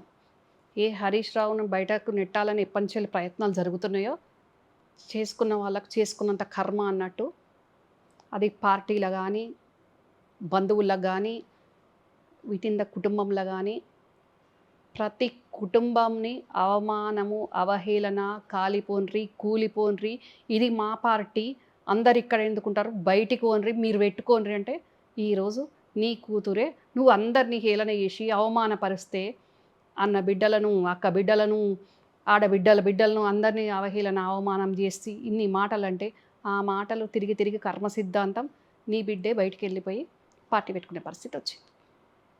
తను అనుకున్నదే అయింది కదా. ఎంత బాధపడి ఉంటారు? కేవలం మీనమామ అనే ప్రేమ, గౌరవం, కష్టాలలో మేమున్నాం, ఆయన సీఎం అయినప్పుడు లోక బాధ కన్నా మేము ఉండి ఏడవాలి కదా అని ఆయన పట్టుకొని ఏడిచిన మీనగూడన్లు, మీనల్లుళ్ళు ఎంతమంది ఉన్నారు. ఇప్పుడు వాళ్ళందరూ ఏమనుకుంటున్నారు? మమ్మల్ని ఎన్ని అవమానాలు, ఎన్ని అవహేళనలు చేసింది, ఆయనకేమో ఏది తెలియదు, కాలిపోన్రి, కూలిపోన్రి, అందరు ఒకటే పార్టీలో ఎందుకుంటారు, అందరు ఇక్కడనే పడి ఎందుకు ఏడుస్తారు, వేరే పార్టీ పోవచ్చు కదా, వేరే మీరు పెట్టుకొని ఏడవచ్చు కదా అంటే, ఈరోజు నీ కూతురే బయటికి పోయి పార్టీ పెట్టుకొని ఏడుస్తుంది కదా, ఏడిసే కర్మ నీకే వచ్చింది కదా. ఈరోజు నీ కన్ను నీ ఎల్తో నువ్వే పొడుచుకునే పరిస్థితి వచ్చిందా? ఇవన్నీ ఎవరికి తెలుస్తుందండి? కుటుంబ సభ్యులకే తెలుస్తుంది. ఇక కొన్ని ఛానళ్ళలో కూర్చొని మీ విశ్లేషకులని ఏదేదో మాట్లాడుతుంటారు. వాళ్ళకి తెలిసింది 10%, 90% ఏదో కల్పించి మాట్లాడుతుంటారు. నాకు వాళ్ళని చూస్తే జాలి అనిపిస్తుంది. ఏది కానీ ఫేస్ చేసిన వాళ్ళకే తెలుస్తుంది. అది కుటుంబం కానీ, పార్టీ కానీ. ఇప్పుడు బీఆర్ఎస్ పార్టీలో నష్టపోయిన వాళ్ళు, గోసపోయిన వాళ్ళు, జెండా మోసిన వాళ్ళు, కష్టపడ్డది వాళ్ళు కాబట్టి వితిన్ ద పార్టీల వాళ్ళకి ఎవరి వల్ల, దేని వల్ల నష్టపోయినాం, కష్టపోయినాం, ఎవరి వల్ల సారును గెలవలేకపోయినాం అనే బాధ వాళ్ళకి తెలుస్తుంది శ్రీనివాస్ గారు. వేరే వాళ్ళకేం తెలుస్తుంది? అట్లనే వితిన్ ద ఫ్యామిలీలో ఏం కష్టమైంది, ఏం నష్టమైంది, ఏం అవమానమైంది, ఏమి అవహేళనలు అయినాయి, బంధాలను ఏ రకంగా బంధించిండ్రు, కట్ చేసిండ్రు అనేది మాకు తెలుస్తుంది. ఏది ఏమైనా బాధ అనిపించేది ఏంది అని అంటే, ఎప్పుడో 60 ఏళ్ళ తెలంగాణ ప్రజల ఆకాంక్షను మన దేశం కాదు, మన రాష్ట్రం కాదు, మన తెలంగాణ మీద అవగాహన లేని సోనియమ్మ మన దేశ కోడలయ్యి తెలంగాణ మీద అసలు ఏంది, తెలంగాణ ఎందుకు అడుగుతున్నారు అని ఆమెకు తెలియక దాని గురించి ఇన్ఫర్మేషన్ తెప్పించుకొని నిజంగా తెలంగాణ ప్రజలను ఎందుకు ఇంత వాళ్ళు కావాలని వాళ్ళు ఇబ్బంది పడుతున్నారు. సరే ఏది ఏమైనా కష్టం కానీ అని డిసైడ్ అయ్యి గట్టి సంకల్పంతో నిజంగా మా తెలంగాణ ప్రదాత సోనియమ్మ గట్టిగా అనుకోకుంటే ఈరోజు తెలంగాణ వచ్చేదా శ్రీనివాస్ గారు? కాదు. ఒక రకంగా బీజేపీ కూడా సపోర్ట్ చేసింది, కాదనద్దు. ఇప్పుడు లేరు సుష్మా స్వరాజ్ గారు, ఆమె కూడా చాలా సపోర్ట్ చేస్తేనే తెలంగాణ వచ్చింది. కానీ ఇవ్వాలనుకున్నది కాంగ్రెస్ పార్టీ కదా, నష్టపోయింది కాంగ్రెస్ పార్టీ కదా, 2 కన్నల లాంటి ఆంధ్రాను కూడా కొట్టుకుంది కాంగ్రెస్ పార్టీ కదా, ఎక్కువ సీట్లు వచ్చేది అక్కడి నుంచే కదా, ఇప్పుడు 0 అయింది కూడా కాంగ్రెస్ పార్టీ కదా. ఇన్ని కష్ట నష్టాలకు వచ్చి తెలంగాణ ఇస్తే ఈరోజు ఏమొచ్చింది? లక్షల కోట్ల అప్పులు, మళ్ళీ అధికారంలో ఉన్న కాంగ్రెస్ పార్టీ తిట్లు, మళ్ళీ చెయ్యలేకపోతున్నాం, హామీలు ఇచ్చినాం చేయలేకపోతున్నామని బీజేపీ వాళ్ళు దిట్టబట్టే, బీఆర్ఎస్ వాళ్ళు దిట్టబట్టే. ఎవరి వల్ల వచ్చింది ఈ కష్టం నష్టం, ఈ అవస్థలన్నీ? మరి ఇట్లనే వీళ్ళు అనుకున్నట్టు ఈ కుటుంబంలో 4 మంది పదవులు తీసుకున్నట్టు మరి అనుకుంటే మా సోనియా గాంధీ గారు ఎప్పుడో ప్రధానమంత్రి కాకపోతుండేనా, రాహుల్ గాంధీ గారు కాకపోతుండేనా, ఏ ప్రియాంక గాంధీ గారు సీఎం కాకపోతుండేనా? ఆ కుటుంబం ఎప్పుడు అట్లా అనుకోలేదు కదా, త్యాగాలే చేసిండ్రు కదా, భోగాలే ముఖ్యం అనుకోలేదు కదా. మనం మొత్తం బీఆర్ఎస్ పేరు మీద ఎంత రాజభోగాల చేయాలనో చేసి, అది కూడా పెద్ద ఆయనకు కనిపించకుండా వినిపించకుండా బయట మ్యానిపులేట్ చేసి, బయట జరుగుతున్నదొకటి లోపల చెప్పేది ఒకటి చేసి, ఆయనను బంధించేసి ప్రజలకు ఆయనను చెడ్డవాడిగా పార్టీ వాళ్ళను కలవనీయకుండా యాక్సెస్ లేకుండా చేసి ఈరోజు ఆయనకు ఈ పరిస్థితి దాపరింపజేసింది ఎవరు? ఈ కుర్చీ కోసం ఆరాటపడుతున్న వీళ్ళు కాదా? ఇప్పుడు కవిత ఆరోపణ చేస్తుంది కాళేశ్వరం విషయంలో చాలా అవినీతి జరిగింది. హరీష్ రావు చాలా అంటే ఇండైరెక్ట్గా చెప్పేది ఏంటంటే మొత్తం కేసీఆర్ పేరు చెప్పుకొని హరీష్ రావే మొత్తం డబ్బులు తీసేసుకున్నాడు, చెడ్డ పేరు తండ్రికి వచ్చిందన్నట్లు బయట ఆరోపిస్తుంది. ఇప్పుడు మీరు చెప్తున్నట్లు ఆ హరీష్ రావు కేవలం ఆ అవినీతి విషయంలో ఆమె వ్యతిరేకిస్తుందా, లేకపోతే ఇంకా వేరే ఏమైనా వ్యక్తిగత విభేదాలు ఉన్నాయా హరీష్ రావుతో కానీ ఆమెకి? వాళ్ళిద్దరికి ఫస్ట్ నుంచి ఉందండి యాక్చువల్గా. ఎందుకుంది? ఎక్కడ స్టార్ట్ అయింది వాళ్ళిద్దరి మధ్య గొడవ? యాక్చువల్గా కవితకు హరీష్ బ్రదర్ తోటి మ్యాచ్ చిన్నప్పటి నుంచి అనుకున్నాం కాబట్టి హరీష్ బ్రదరు మహేష్ తోటి మ్యాచ్ సెటిల్ అయ్యి క్యాన్సిల్ అయ్యింది. ఆ తర్వాత ఇంకా అప్పటి నుంచి స్టార్ట్ అయిపోయింది. ఎందుకు క్యాన్సిల్ అయింది? ఎందుకు క్యాన్సిల్ అయ్యింది అని అంటే ఇక చిన్నప్పుడు అనుకున్నది ఒకటి ఉంటుంది, తర్వాత ఒకటి ఇంట్రెస్ట్ ఉంటుంది. అంటే ఈమెకి ఇష్టం లేక క్యాన్సిల్ అయిందా, లేకపోతే హరీష్ రావు అక్కడ తమ్ముడిని వద్దన్నాడా? అంటే ఏదో అంటే ఇప్పుడు మహేష్తో మ్యాచ్ క్యాన్సిల్ అయితే హరీష్ రావు ఎందుకు శత్రువు అయ్యాడు అనేది కదా క్వశ్చన్. అంటే ఇంకేంటో కానీ అప్పుడు ఆ మ్యాచ్ క్యాన్సిల్ అయ్యాక కవిత వాళ్ళ అమ్మాయి నాతో చాలా ప్రెషర్ చేయించి అడిగించింది, ఎందుకు వద్దంటుంది అని అడిగిస్తే అప్పుడు కవిత నాకు ఆన్సర్ చెప్పింది ఏంటి అంటే, ఇట్లా మీలాగే 1-1 ఉన్నప్పుడు ఆన్సర్ చెప్పింది, హరీష్ బావ డామినేషన్ నేను తట్టుకోలేను చెప్పింది, అంతే. అదొకటే రీజన్ మాకు తెలిసింది, అదొకటే రీజన్. అది మ్యాచ్ డ్రాప్ అయిపోయినరు, ఇంకా అప్పటి నుంచి స్టార్ట్ అయిపోయింది. అప్పటి నుంచే కదా ఆమె బయటకు వచ్చింది, పార్టీ పెట్టింది, పార్టీ పెట్టాలనుకుంది, ప్రజా సమస్యల మీద పాదయాత్రకి వెళ్ళింది కదా. అప్పుడు ఎప్పుడు మీ సర్వీసెస్ తనకు ఉపయోగపడతాయి, మీలాంటి వాళ్ళు ఇప్పుడైనా తన పక్కన ఉంటే తనకి ఒక ప్లస్ అవుతుందనే ఆలోచన కానీ అట్లాంటి ఆహ్వానం కానీ మీకు వచ్చిందా ఇప్పటి వరకు? అలాంటి ఆలోచన కవితకు వచ్చినా కవిత వాళ్ళ అమ్మ కుదరనియదు. ఇప్పుడు తను అమ్మతో లేరు కదా, అమ్మ నాన్నతో లేరు, సపరేట్ అక్కడ ఉండి నడిపిస్తుంది అమ్మ. కవిత పార్టీకి మొత్తం హోల్ అండ్ సోల్ కర్త కర్మ క్రియ అని అక్కడ ఉండి నడిపిస్తుంది వాళ్ళ అమ్మ. వాళ్ళేమో బీఆర్ఎస్ వాళ్ళు ఏమో రేవంత్ రెడ్డి అంటారు, మీరేమో వాళ్ళ అమ్మ అంటారు. అసలు జనాలు కన్ఫ్యూజ్ అయిపోతున్నారు. జనాలు డెఫినెట్ గా కన్ఫ్యూజ్ అవుతారు. చూసే ఇప్పుడు బీఆర్ఎస్ పార్టీ రేవంత్ అని అంటది, కానీ ఒక ఫ్యామిలీ మెంబర్ను పుట్టిన పంచెలు అక్కడ ఉన్నదాన్ని నాకు తెలుసు కదా, ఏ ప్రజలకు తెలుస్తుంది ఫ్యామిలీ మ్యాటరు? ఇప్పుడు మీ ఇంట్లో ఫ్యామిలీ మ్యాటర్ నాకు తెలుస్తుందా, రేవంత్ అన్న ఇంట్లో ఫ్యామిలీ మ్యాటర్ నాకు తెలుస్తుందా? With in the family members తెలుస్తుంది కదా ఏంటనేది. సో నాకు తెలుసు కదా అండి. అంటే శోభామ్మ గారు అంత రాజకీయ నిపుణురాలంటారా? ఒక పార్టీ పెట్టించి ఒక పార్టీని వెనక ఉండి నడిపించే అంత శక్తి సామర్థ్యాలు, అంటే ఆమె ఒక సాధారణ హౌస్ వైఫ్ కదా మామూలుగా, అంటే మాకున్న అవగాహన చెప్తున్నా. మనము మహాభారతంలో ఉమ్, ఎక్కువ పేరు విన్నది ఎవరిది? దుర్యోధన దుశ్శాసనులదే వింటాం. అవును, వాస్తవం. వాస్తవం కదా. ఉమ్, కానీ ఆ దుర్యోధన దుశ్శాసనుల తల్లి ఎవరు? గాంధారి. ఉమ్, గాంధారి ఆమె కళ్ళకు గంత కట్టుకుంది, భర్తకు గంతలు కట్టింది. ఉమ్. ఆయన గంతలు లేవు, ఈ అవును. భర్తకు లేవు కళ్ళు భర్త అని కళ్ళు లేవని కళ్ళు ఆమె లేవని నాకు కూడా ఆమె చూపు అవసరం లేదని ఆమె గంతలు గంటలు కట్టుకుంది. అవును. గంతలు. అవునా? ఉమ్, మరి నేనేమంటానంటే ఉమ్, ఆ గాంధారిని చూస్తే ఉమ్, కళ్ళ గంతలు కట్టుకున్న గాంధారే పాపం భర్తతో పాటు ఆమెకు కూడా కళ్ళు లేవు, తను కూడా ప్రపంచం తనని చూడని ప్రపంచం చూడని- నేను చూడొద్దు అనుకుంది ఆమె. చూడొద్దు అని అనుకొని కట్టుకుంది అని మనం అనుకున్నాం. అవును, అంతవరకే అనుకున్నాం. అవును. కానీ అదే గాంధారి ఉమ్, అదే అన్ననో తమ్ముడో అయిన శకుని చెప్పిందే ఫాలో అయింది, ఉమ్, అదే నమ్మింది. లాస్ట్కు 100 మంది కొడుకులను ఊడగొట్టుకుంది. ఉమ్. గాంధారి మరి నడిపించిందా లేదా? మహాభారతం నడిపించింది స్ప్లిట్ కారణమైతే మీరన్న గాంధారిని. అంతే కదా. మరి ఆమె సలహా అదే శకునిని నమ్మకుంటే, ఉమ్, అదే శకునిని పక్కకు పెట్టుకోకుంటే ఉమ్, దుశ్శాసనులకు దరిద్ర పేరు వచ్చేదా? ఉమ్, 100 మంది కొడుకులు చచ్చేదా? ఉమ్, మహాభారత యుద్ధం ఉండేదా? ఉమ్. పంచపాండవులది పై చెయ్యి అయ్యేదా? యుద్ధమే రాకపోతుండే కదా. అవును, వాళ్ళు అడిగిన 5 ఊర్లు ఇచ్చినా అయిపోయేది. ఇప్పుడు మా ఇంట్లో కూడా అదే జరుగుతుంది కదా. మా కుటుంబం తెలంగాణ వచ్చింది, మా కుటుంబం విడిపోయింది, ఉమ్, ఈరోజు కన్న కూతురు కూడా విడిపోయే పరిస్థితి వచ్చింది. ఇది ఎవరు చేసుకుంది? ఉమ్, దీనికంతటికి మూల కారణం కేంద్ర బిందువు శోభమ్మ కాదా? ఉమ్. ఇక్కడ సూత్రధార ఎవరు, పాత్రధార ఎవరు, బాధితులు ఎవరు? ఇప్పుడు ఇప్పుడు శోభమ్మ అర్థమైందా మీకు? కాదండి, శోభమ్మ చెల్లెలు కొడుకే కదా మీరు చెప్తున్న సంతోష్రావు. అవును. మరి ఈమె కన్న కూతురు ఇక్కడ పడంది చెల్లెల కొడుక్కి తన సొంత కూతురికి కదా.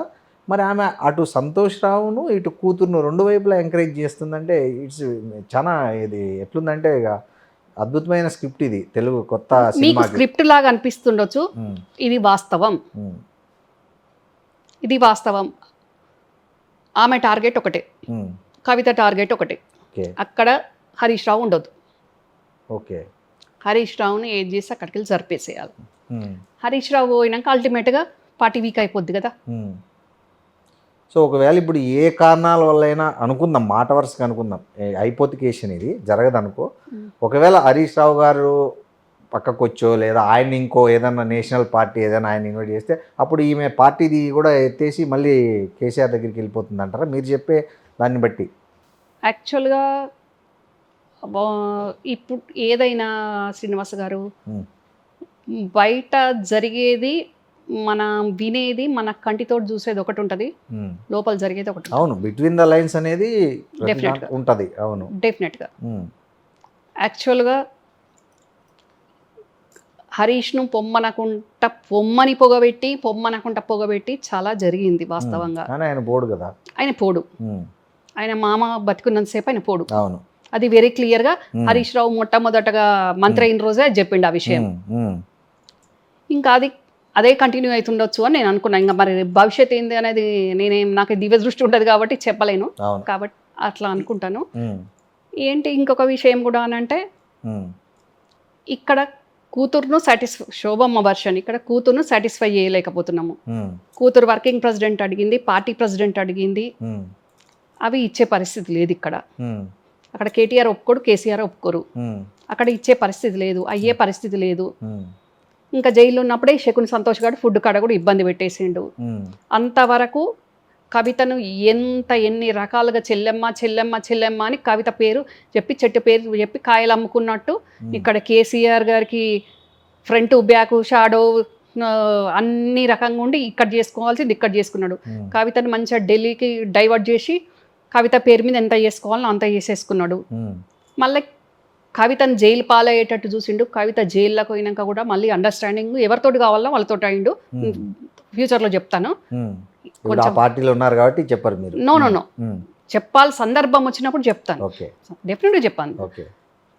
అట్లా జరిగింది. ఉమ్, అయితే ఇక్కడ ఇంకా కవితకు గత్యంతరం లేని పరిస్థితి. ఉమ్, తను అనుకున్నది ఇక్కడ ఉమ్, పొలిటికల్ యాక్సెప్టెన్సీ లేదు. ఉమ్, సో ఇంకా ఏం చేస్తుంది, అందుకోసమని అక్కడ వాళ్ళందరికంటే తక్కువ స్థాయిలో ఇమడలేకపోతుంది ఉమ్, పొలిటికల్గా. అవును. అందుకని అది కవిత అడిగిన దానికి అక్కడ యాక్సెప్టెన్సీ లేక మరి కవితకు ఎవరున్నారో ఎవరు సపోర్టో దేవుడికి తెలియాలి. మీకు కూడా తెలుసు, చెప్పట్లేదు అంతే మీరు. నాకెట్లా తెలుస్తుందండి? కవిత నాతో ఏమైనా షేర్ కాదు, చేసుకుంటే కాదు, నాకు తెలుసు.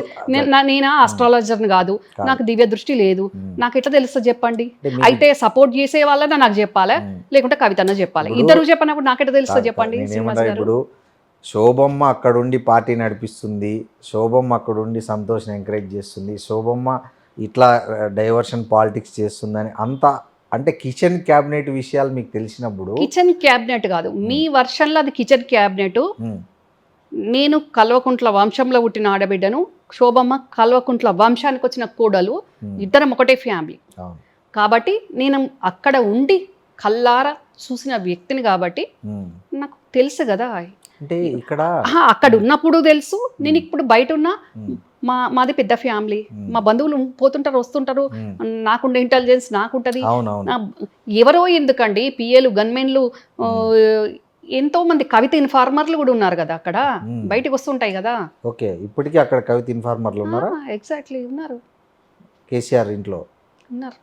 ఇక్కడ కవిత దగ్గర కేసీఆర్ ఇన్ఫార్మర్లు ఉన్నారా? ఇక అదే ఐడియా లేదు నాకు. ఓకే, అక్కడ ఉండేదైతే తెలుసు మీకు. అక్కడ ఉండే తెలుసు, సో పిన్ టు పిన్ మీకు తెలుసు అంటది అక్కడ ఏం జరిగినా తెలుసు. ఆ నెట్వర్క్ ఉంది. సో మీరు ఒక నెట్వర్క్ బయట వాళ్ళతో లేదు, ఫ్యామిలీ మెంబర్స్ ఫ్యామిలీ ఉన్నారు కదా, మెంబర్స్ కదా. ఉన్నారు కదా. ఓకే, సో తల్లే మీరు ఎంకరేజ్ చేస్తుంది అంటున్నారు కాబట్టి ఇంకా దానికి మనం వేరే ఆలోచించాల్సిన అవసరం లేదు మీ వర్షన్ ప్రకారం. నా వర్షన్ ప్రకారం ఏందండి, వాస్తవం కదా. ఉమ్, ఇప్పుడు ఒకటేనండి ఉమ్, శోభమ్మ థింకింగు, ఇక్కడున్నా నా కొడుకు ఉండాలి, అక్కడున్నా నా బిడ్డ ఉండాలి, వీళ్ళిద్దరే లైమ్ లైట్లు ఉండాలి, ఇంకెవరు ఉండద్దు. హరీష్ రావు ఉండద్దు, రమ్యారావు ఉండద్దు, ఇంకెవరు ఉండద్దు, పార్టీలో పనిచేసిన వాళ్ళు ఎవరు ఉండద్దు. ఉమ్.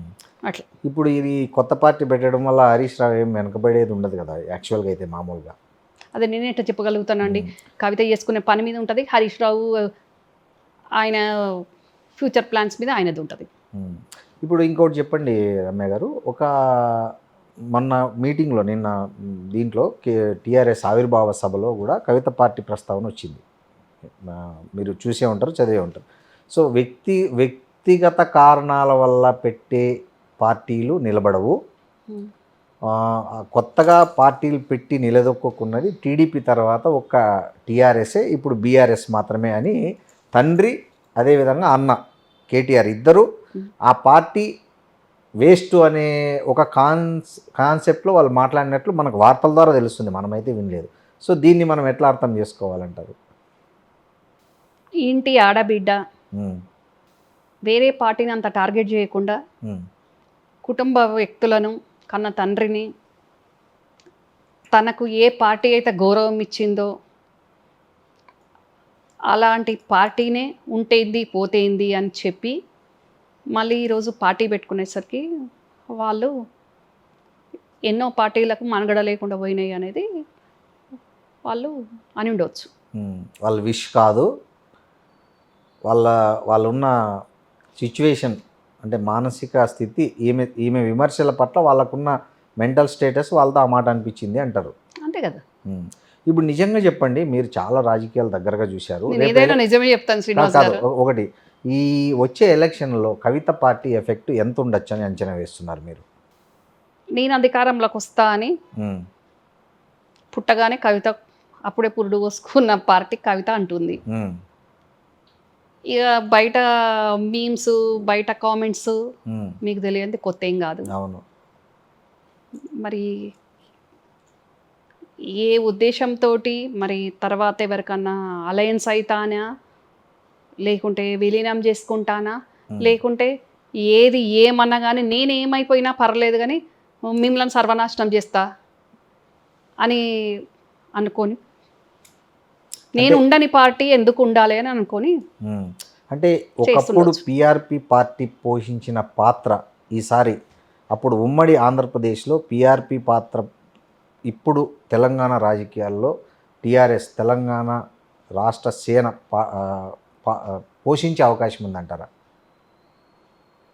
పిఆర్పినో షెరిమిలనో ఇవన్నీ దీనికి కవిత పార్టీ కంపారిజనే లేదండి. ఓకే. పిఆర్పి ఏ తండ్రి మీద కోపంతో వచ్చిన పార్టీ కాదు, షర్మిల వాళ్ళ నాన్న బతుకున్నప్పుడు పార్టీ పెట్టింది కాదు. ఈ కంపారిజన్స్ బయట అన్న వస్తున్నాయి కానీ అదంతా నాకైతే కరెక్ట్ కాదు అనిపిస్తుంది. దానికి దీనికి కంపారిజనే లేదు. కవిత 2 చోట్ల పోటీ చేస్తుందని ఈ 2 పార్టీల వాళ్ళు కూడా మీరన్న పిఆర్పి అనుకోండి, వాళ్ళు పార్టీ పెట్టారు, మేము ఒక పార్టీ ఉండాలి, వాళ్ళు ఏమనుకున్నారో, చిరంజీవి గారు సీఎం కావాలనుకున్నారో లేకుంటే ప్రజాసేవ చేయాలనుకున్నారో, ఆ ప్రజారాజ్యం అనే పేరులోనే ఉంది, ఏదనుకున్నారో ఏమో తెలియదు. కానీ ఇక్కడ డిఫరెంట్, అది వ్యక్తుల మీద కోపమే అనుకోండి. నేను లేని పార్టీలో మీరెందుకు మంచిగా చల్లగా ఉండాలనుకోనో, రివెంజ్ పాలిటిక్స్ వర్కౌట్ అవుతాయంటారా కావంటారా తెలంగాణ అనుకొని ఈ పార్టీ వచ్చి ఉంటుంది. రివెంజ్ పాలిటిక్స్ను తెలంగాణ ప్రజలు ఆదరిస్తారా? ప్రజలు ఈ సోషల్ మీడియా వచ్చినాక యాక్చువల్లీ జనరేషనే చేంజ్ అవుతూ ఉంటుంది, అవేర్నెస్ వస్తూ ఉంటుంది. అట్లాంటిది ఈ సోషల్ మీడియా తోటి ప్రతి ఒక్కరు పొలంలో కూర్చున్న రైతు నుంచి ఇంటర్నెట్ ముందు కూర్చున్న వాళ్ళ వరకు కూడా అప్డేట్ మినిట్ టు మినిట్ ఏమవుతుంది అనేది తెలుస్తూనే ఉంది. అందరు వాచ్ చేస్తూనే ఉన్నారు. రివెంజ్ పాలిటిక్స్ అయినా మనం రియాలిటీగా ఉన్నామా లేవా అనేది కూడా అబ్జర్వేషన్ ప్రజల్లో ఉంటుంది. కానీ వాళ్ళు మనలాగా మీడియా ముందు చెప్పకపోవచ్చు, కానీ వాళ్ళు ఎప్పుడు చూపించాలో అప్పుడు చూపిస్తారు. నేనేమంటా అంటే ఏ పార్టీ అయినా, ఎగ్జిస్ట్ అయిన పార్టీ అయినా, ఫ్రెష్ పార్టీ అయినా కూడా అమలుకు సాధ్యం కానీ హామీలు ఇవ్వద్దు, ప్రజలను మభ్యపెట్టొద్దు. ఏవైతే మనం రియాలిటీగా చేయగలుగుతామో అవి చెప్పి ప్రజలను మెప్పించి మనం మన గోల్ రీచ్ అవ్వాలనుకున్న దగ్గరికి రీచ్ అవ్వడానికి ట్రై చేయాలి అనేది నేను అంట. అంటే ఆమె చెప్పిన దాంట్లో ఒకటి 5 లక్షల ఉద్యోగాలు అయితే సంవత్సరానికి 4 లక్షలు అంట, సంవత్సరానికి ఇన్ని ఇస్తారేమో బహుశా. అంటే మొత్తం 5 ఏళ్ల కాల పరిమితిలో నింపాలనుకున్నారు. ఎట్లా పాసిబుల్ అవుతుంది, ఎట్లా ఇస్తారు, ఎట్లా? నువ్వు సీఎం కూతురు ఉన్నప్పుడు చెప్పిందే ఇప్పుడు నీ మేనిఫెస్టోలో లేదు కదా, అది పెట్టి ఉండాలి కదా డెఫినెట్గా. నువ్వు ఒక మహిళ పార్టీ పెట్టినప్పుడు మహిళల భద్రత ఫస్ట్, మహిళల భరోసా ఫస్ట్, మహిళల భవిష్యత్ ఫస్ట్, ముఖ్యంగా మహిళల బతుకును ఛిద్రం చేస్తున్న ఈ మద్యపానాన్ని ఫస్ట్ దాని మీద నువ్వు అదే ఫస్ట్ పెట్టాలా. ఫస్ట్ అంశంగా నీ ఎజెండాల ఫస్ట్ ఆ అంశం పెట్టాలా. దాని మీదనే నువ్వు పార్టీ పెట్టిన తక్షణం నువ్వు దాని మీదనే పోరాటం చేయాలి నువ్వు వాస్తవంగా. సో ఇప్పుడు టోటల్గా మీరు చెప్పొచ్చేది దాని మీద పోరాటం చేయకుండా ఇక కవితను ట్రోల్ చేస్తున్న వాళ్ళు, స్కామ్ గురించి ట్రోల్ చేస్తున్న వాళ్ళని మాత్రం నా మీద ట్రోల్ చేసిన వాళ్ళ మీద కేసులు పెట్టడానికి ఏమన్నా సెక్షన్లు ఉన్నాయా అని వెతుక్కోవడం, అది ఎంతవరకు కరెక్టు? ఇప్పుడు మీరు చెప్పేదాన్ని అన్నిటిని బట్టి చూస్తే ఎంత ప్రభావం చూపిస్తుంది అంటారు వచ్చే ఎన్నికల్లో? మీ అంచనా చెప్పండి. రాజకీయం అంటేనే గంటకు రోజుకు చేంజ్ ఉంటుంది శ్రీనివాస్ గారు. అవునండి, కరెక్టే, నేను ఒప్పుకుంటా. కానీ ఒక అంచనా ఉంటుంది కదా ఎవరి పట్ల అయినా. ఇప్పుడు బీఆర్ఎస్ అంటే మినిమం ఒక ఇన్ని సీట్లు గెలుస్తుంది అని అనుకుంటాం. కాంగ్రెస్ దానికి ఉన్న ప్రజాబలాన్ని బట్టి ఒకటే చెప్పాను శ్రీనివాస్ గారు, నేను చల్లగా లేని దగ్గర అవతల వాళ్ళు ఎందుకు చల్లగా ఉండాలి? సో అంటే మీరు చెప్పేది ఈమె దెబ్బ కొట్టేది బీఆర్ఎస్నే.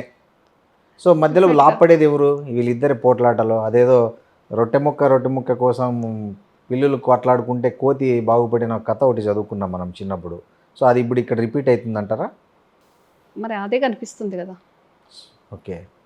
సో నేనేమంటాను అంటే ఇప్పుడు కవితకు అనుకున్న పదవి అక్కడ బీఆర్ఎస్లో ఇచ్చినా ఇవ్వకున్నా కేసీఆర్ కూతురు ఉండడమే అందరూ గౌరవిస్తారు, యాక్సెప్ట్ చేస్తారు, ఇష్టపడతారు. నేను కూడా అదే అంటాను. కేసీఆర్ కూతురుగా ఉన్న గౌరవము ఏ పదవి కొలమానం కాదు. వాస్తవం కాదు శ్రీనివాస్ గారు? వాస్తవమే. కానీ ఆమెకి ఆ పొలిటికల్ పొటెన్షియాలిటీ ఉండి జీల్ ఉండి ఉన్న క్యాపబిలిటీ ఉన్నప్పుడు తను ఒక పదవి కోరుకోవడంలో తప్పు లేదు కదా. తను ఒక తప్పు లేదు. నువ్వు అదే బీఆర్ఎస్లో అదే కేసీఆర్ గారి కూతురుగా ఆల్రెడీ నీకు ఎమ్మెల్సీ ఉన్నావు, నీకు కాన్స్టిట్యున్సీ పార్లమెంటరీ కాన్స్టిట్యున్సీ ఉంది నిజామాబాదు.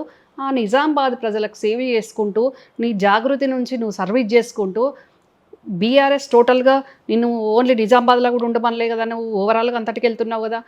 తెలంగాణ ప్రజలకు సేవ చేసుకుంటూ అన్ని జిల్లాల ప్రజలకు సేవ చేసుకుంటూ ఇంకా 2.5 సంవత్సరాలు అయితే ఎలక్షన్స్ వస్తాయి కదా, అప్పటి వరకు ఓపికగా ఉండొచ్చు కదా. అప్పుడు మళ్ళీ నువ్వు గెలవచ్చు కదా. నువ్వు ఎమ్మెల్యేను కావాలంటే ఎమ్మెల్యేనో, ఎంపీ కావాలంటేనో ఎంపీగా గెలవచ్చు కదా. ఇప్పుడు ఆమె సిద్దిపేట నుంచి పోటీ చేస్తారనే వార్త వినిపిస్తుంది. ఒకవేళ నిజంగా అదే జరిగితే హరీష్ రావు వర్సెస్ కవిత మధ్య ఎట్లా ఉంటుందంటారు పోరు? అంటే వాళ్ళిద్దరికే ఉంటుందని మీరు ఎట్లా డిసైడ్ చేస్తారు? ఆడ బలమైన శక్తులు కదండి హరీష్ రావు అంటే గారు. వాళ్ళెందుకు బలమైన శక్తులు అండి? నేను లేనా? సో మీరు పోటీ చేస్తారా తెలియదు నాకు ఆనెస్ట్గా. నేను మొట్టమొదటి ఆడబిడ్డనండి, సో చింతమడక ఆడబిడ్డ నేను. మీరు కూడా సిద్దిపేట నుంచి పోటీ చేస్తారు నెక్స్ట్. సిద్దిపేట నాదే ఫస్ట్, నాకే ఉంటదండి ఆ సో రైట్. ఓకే, మీ ముగ్గురు పోటీ చేశారు అనుకుందాం సిద్దిపేట నుంచి. ముగ్గురు పోటీ చేయడం కాదు శ్రీనివాస్ గారు, వాళ్ళిద్దరే అని మీరు డిసైడ్ లేదు చేస్తే అంటే ఆమె నేను ఎక్కడ పోతాను? అంటే ఆమె నేను కూడా శత్రువు ఉంటాను కదా కదా. ఆయన డైరెక్ట్ అతని హరీష్ రావు అంటే హరీష్ రావు ఆ టైంకి అక్కడ చేస్తాడో చేయడు ఏం తెలుసు. అంతేనా? అంటే ఆమె పోటీ చేస్తే హరీష్ రావు వేరే కాన్స్టిట్యున్సీకి వెళ్ళిపోతాడా? ఆమె చేస్తే హరీష్ రావు పోయేంత పిరికి పంద సరే, హరీష్ రావు మీరు ఆమె ఇద్దరు నేను అనేది ఏంది అని అంటే, ఒకవేళ డీలిమిటేషన్ వచ్చినా, రిజర్వేషన్ అయినా, ఒకవేళ మహిళ అయినా అక్కడ ఎవరు చేస్తారో తెలియదు. ఓకే, డీలిమిటేషన్ అయినా 2 అవుతాయి కాబట్టి ఉంటాయి కదా చేంజెస్. సో మీరు ముగ్గురు పోటీ చేస్తే సరే అనుకుందామండి, ఎట్లా ఉండబోతుంది సిద్దిపేట రిజల్ట్? నేను అనేది చూడండి మీరు. ఎందుకంటే వాళ్ళిద్దరికంటే ఎవరికి ఎన్ని ఓట్లు వస్తాయి? వాళ్ళిద్దరికంటే నాకు ఫస్ట్ బర్త్ రైట్ అండి. రైట్ మీకు ఉందండి, ఓట్లు ఎవరికి ఎన్ని రావచ్చు అంటున్నా నేను. ఎవరిని ప్రజలు యాక్సెప్ట్ చేసి ఎవరు చేసుకునే పని విధానం మీద దాని మీద డిపెండ్ అయి ఉంటది. ఓకే, ఇప్పుడు ఎట్లా చెప్పగలుగుతాం? అంటే ఇప్పుడున్న సిచ్యువేషన్ లో ఇప్పుడు ఎలక్షన్ పెట్టట్లేదు కదండి. ఇప్పుడు ఉన్నది యాజ్ ఆఫ్ నౌ అని అంటే, ఇప్పుడు నేను మా జూబ్లీస్ ఎమ్మెల్యే నవీన్ యాదవ్ తమ్ముడు క్యాంపెయిన్ చేస్తే మా సిద్దిపేట వాళ్ళు చాలా మంది వచ్చి క్యాంపెయిన్ చేశారు నాతో పాటు. వాళ్ళందరూ అన్నారు మీరు రండి, కాంగ్రెస్ కరెక్ట్ క్యాండిడేట్ దిక్కులేడు, మీరు రండి, అసలు సిద్దిపేట బిడ్డ మీరు అసలు మీరు రండి, మేము చూసుకుంటాము. అంటే ఉన్నాడు ఒకటి నడవని, ఎందుకు నా కరీంనగర్ నాకుంది, నేను అక్కడ పని చేసుకున్న 12 సంవత్సరాల నుంచి, నాకు మళ్ళీ సిద్దిపేట ఎందుకు, ఎట్లాగో సిద్దిపేట ఆడబిడ్డనే, సిద్దిపేట నాది కాదని అనడానికి ఎవరు ఉంటారు, అవసరమైనప్పుడు భవిష్యత్తులో చూద్దాము అని అన్నాను. అంటే నాకు నేను పోతానలేదు, వాళ్ళు పిలిచారు మీ మీద అభిమానంతో వాళ్ళు పిలిచారు. ఇప్పుడు రేపు నిజంగానే ఎన్నికలు జరిగితే హానెస్ట్గా మనం ఇప్పుడు జరుగుతున్నాయని కాదు కానీ ఒక అంచనా ఉంటుంది మీకు, పాలిటిక్స్లో ఉన్నారు కాబట్టి, మేము మీడియాలో ఉన్నాం కాబట్టి. మరి మీరు ఎట్లా డిసైడ్ చేసిండ్రు? నేను పాలిటిక్స్లో ఉన్న అంచనా అంటారు, నా గురించి మొత్తం ఇన్పుట్ అంతా తీసుకుంటారు, మళ్ళీ కవిత హరీష్ రావు వాళ్ళు ఇద్దరే అని మీరు ఎట్లా డిసైడ్ చేస్తారు? అంటే నేననేది సిద్దిపేట ఆమె ఇద్దరికి ఏమైనా పేటెంట్ క్లారిటీ లేదు కదా ఇప్పటి వరకు. ఒకవేళ అట్లాంటి వాళ్ళకి ఈడ క్లారిటీ ఉంది. ఆయన అంటే ఎగ్జిస్ట్ అయి ఉన్నాడు అక్కడ, కేసీఆర్ గారు ఇచ్చిన సీటు. ఓకే, కేసీఆర్ గారు తను వెళ్తా అన్న రోజు హరీష్ వదులుకుంటాడు, హరీష్ వద్దనుకున్న రోజు హరీష్ వదులుకుంటాడు కావచ్చు. కానీ కవితను అక్కడ మీరు ఎట్లా డిసైడ్ చేస్తారు? మేము లేనట్టు లేదండి, ఆమె చేస్తుందని వార్తలు వస్తున్నాయి. ఆమె వార్త రావడం ఎంతసేపు అండి? ఫీలర్ వదలడం నిమిషం కాదు, రేపు నేను కూడా వదలడానికి నిమిషం. మీరు కూడా సిద్దిపేట క్యాండిడేట్ కాంగ్రెస్ నుంచి నెక్స్ట్ ఎలక్షన్ లో మేమే చెప్తున్నాము. సో ట్రయాంగిల్ 40 అక్కడ ముగ్గురికి అంటే అనుకున్నవన్నీ జరగకపోవచ్చు, వాళ్ళిద్దరే అని మీరు డిసైడ్ చేసేసరికి నేను కూడా ఉన్నాను కదా, ఫస్ట్ రైట్ నాకుంటది కదా. మీరు అక్కడ మీరు కరీంనగర్ అనుకున్నా కానీ మీరు సిద్దిపేట నుంచి పోటీ చేయాలనుకుంటారని నాకు కూడా ఇప్పుడే తెలిసింది.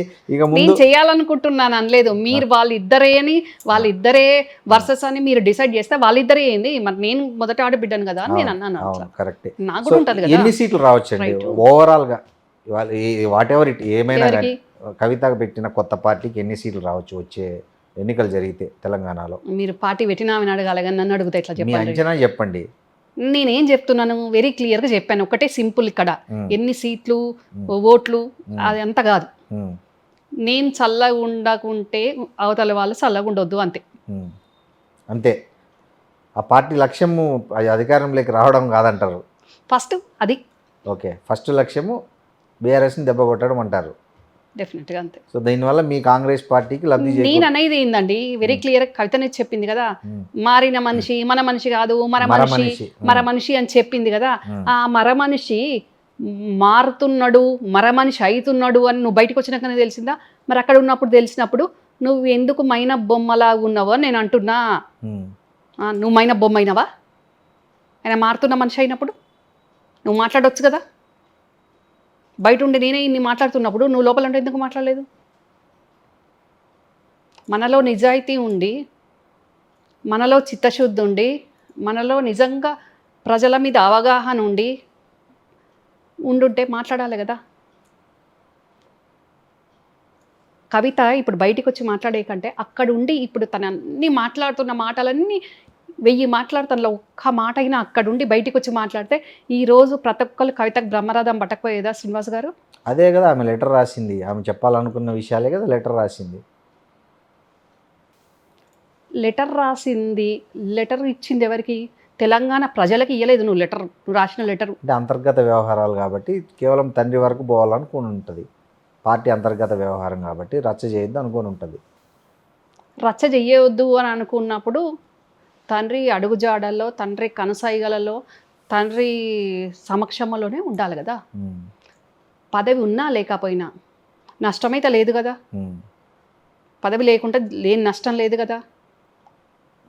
ఇప్పుడు మీడియాని కాదు, ప్రజలందరూ కూడా కంపేర్ చేస్తున్నారు. షర్మిలలాగా అవుతుంది కవిత. షర్మిలది కవితది డిఫరెంట్. షర్మిల తండ్రి కోసం తన ఇల్లే ఇచ్చింది, మనకు తెలుసు కదా. రాజశేఖర్ రెడ్డి గారికి ఇల్లు లేకుంటే కూడా షర్మిల ఇల్లే ఇచ్చింది. తర్వాత రాజశేఖర్ రెడ్డి గారు పోయినాక జగన్మోహన్ రెడ్డి కోసం జైల్లో ఉంటే పాదయాత్రలు చేసింది, అన్న కోసం సాక్రిఫైస్ చేసింది. ఇక్కడ కేసీఆర్ గారు బతికే ఉన్నారు కదా, బతుకున్నప్పుడే ఈ భాగవతం అంతా అయింది కదండి. అక్కడ షర్మిల ఆస్తులు రాలే, పదవి రాలేదు, కష్టము అయింది, నష్టము అయింది. మరి ఇక్కడ కష్టము కాలేదు, నష్టము కాలేదు, అన్నీ వచ్చినాయి. అధికారం వచ్చింది, ఆస్తులు వచ్చినాయి, అన్నీ వచ్చినాయి. కేవలం ఇంకా కేసీఆర్ గారు పార్టీ ప్రెసిడెంట్ రాసేది ఉండేనా? అదొకటే కదా తక్కువ. అంటే తండ్రి ఉన్నంత వరకన్నా సమన్వయంగా ఉంటాము అనే పరిస్థితి అక్కడ లోపించింది. ఇక్కడ ఇదంతా దీనికి కేంద్ర బిందువు ఎవరు? శోభమ్మ కదా. ఎందుకు అమెరికాలో ఉన్న వాళ్ళని పట్టుబట్టి కేసీఆర్ గారు అన్నారు కదా, మొట్టమొదట మా కరీంనగర్ సింహగఢ్ జిల్లాలో నేను మియా బీబీ నా బేటా బేటీ అమెరికాలో ఉన్నారు. ఎందుకు వచ్చిండ్రు మరి? కేసీఆర్ గారు ఏలుబెట్టి పిలిపియలే కదా, వాళ్ళకి చెరో జెండా చేతిలో పెట్టలేదు కదా. ఇదంతా చేసింది ఎవరు? శకుని ఫ్యామిలీ అండ్ శోభమ్మ ఈ కంపెనీ కాదా చేసింది, పిలిచింది? ఏం అవసరం వచ్చింది? వీళ్ళ పదవుల్లో తెలంగాణ 2001 జెండా మోసిన వాళ్ళు కానివ్వండి, జయశంకర్ గారు కానీ, ఇప్పుడు జయశంకర్ గారు సిద్ధాంతకర్త బొమ్మ పెట్టుకున్నాను. ఇదే జయశంకర్ గారికి మరి మీరు పదవులు తీసుకోకుండా మరి జయశంకర్ గారికి ఎందుకు ఇవ్వలేదు? అప్పుడే కోదండరామ్ గారికి ఎందుకు ఇవ్వలేదు? ఇంకా అప్పుడు ఉద్యమంలో ఉన్న వాళ్ళు చాలామంది ఉన్నారు కదా, వాళ్ళందరికీ ఎందుకు ఇవ్వలేదు? అమరులైన కుటుంబాలకు ఈ 4 ఉద్యోగాలు తీసుకోక హరీష్ కానీ, నేను హరీష్ను కూడా అంట, హరీష్ కానీ, కవిత కానీ, కేటీఆర్ కానీ, శకుని సంతోష్ కానీ, కేసీఆర్ గారు ఉండని, ఈ 4కి ఎందుకు ఉద్యోగాలు లేకుంటే అమరుల కుటుంబం నుంచి ఒకటి, ఉద్యమకారుల కుటుంబం నుంచి ఒకటి, మేధావుల కుటుంబం నుంచి ఒకటి, మీలాంటి ఉద్యమంలో ఉన్న జర్నలిస్టుల అందరి తరఫున ప్రతినిధిగా ఒకరిని 4కి 4 పదవులు ఇస్తే ఈరోజు చరిత్రలో ఏ రకంగా ఉండేదండి? వాస్తవమా? ఈరోజు ఈ పరిస్థితి వచ్చేదా? ఈ తన్నులాట వచ్చేదా? ఇంకో పార్టీ బయటికి వచ్చేదా? నవీన్ పట్నాయక్ లాగా కేసీఆర్ గారు కూడా సీఎంగా ఉండేది కదా ఎప్పటికీ. ఫైనల్గా ఒకటి చెప్పండి, కేసీఆర్ ఫ్యామిలీలో జరుగుతున్న ఈ వారసత్వ యుద్ధం తెలంగాణ రాష్ట్ర రాజకీయాలను భవిష్యత్తులో ఎలా ప్రభావం చూపబోతోంది? నేనేం చెప్తున్నా శ్రీనివాస్ గారు, తెలంగాణ వచ్చింది, మా కుటుంబం విడిపోయింది. కుటుంబ సభ్యులు పదవులు తీసుకొని ఆ పదవులు అనుభవించి మళ్ళా అధికారంలో లేనప్పుడు మళ్ళా ఆధిపత్య పోరు, అధికారం కోసం ఈ ఆరాటంలో ప్రజలు ఆగమవుతున్నారు. ప్రజల కంటే ఎక్కువ ప్రజలు వాళ్ళకి నచ్చిన వాళ్ళకి ఓటేస్తారు కావచ్చు ఓటమి, కానీ ఉద్యమ జెండా మోసిన వాళ్ళు, ఏమి కాని వాళ్ళు, బతుకు ఛిద్రమైపోయిన వాళ్ళు, ఇంకా కేసీఆర్ గారిని నమ్ముకొని ఉన్నవాళ్ళు, వాళ్ళ భవిష్యత్ ఏంది? నిన్నటికి 25 సంవత్సరాలు అయిపోయింది. ఆ జెండా పట్టుకున్న నవ యువకుడో, ముసలోళ్ళు అయితే ఎంతమంది చచ్చిపోయినరో తెలియదు. నవ యువకులు 25 ఏళ్ళ జెండా మోసినోడు ఇప్పటికీ 50 ఏళ్ళు అయి ఉంటాడు. ఇంతవరకు ఏ పదవి రానున్న వాళ్ళ భవిష్యత్ ఏంది? వాళ్ళ కుటుంబ పరిస్థితి ఏంది? కుటుంబ సభ్యులం మేమే ఆగమైపోయినాం. జెండా మోసి మోసి సాక్రిఫైస్ చేసి బిజినెస్లు పక్కకు పెట్టేసుకొని మేమే బయటికి వచ్చేసి ఇది అయిపోయింది. అంటే కల్లారా మేము చూసినాం కాబట్టి ఆగమైపోయిన వాళ్ళు ఎందరు, ఆగమైతున్న వాళ్ళు ఎందరు, అగ్యమ గోచరంగా అయ్యేటోళ్ళ పరిస్థితి ఇంకెంతమందిది? కేవలం ఈ నలుగురి ఆధిపత్య పోరాటం, అధికారం కోసం, ఆరాటం కోసం ఇంకా ఎన్ని లక్షల మంది కార్యకర్తలు, ఎన్ని వేల మంది నాయకులై భవిష్యత్తు ఆగం చేయదలుచుకున్నారని నేను అడుగుతున్నాను. వాస్తవం కాదైతే బాధ అనిపిస్తుంది శ్రీనివాస్ గారు.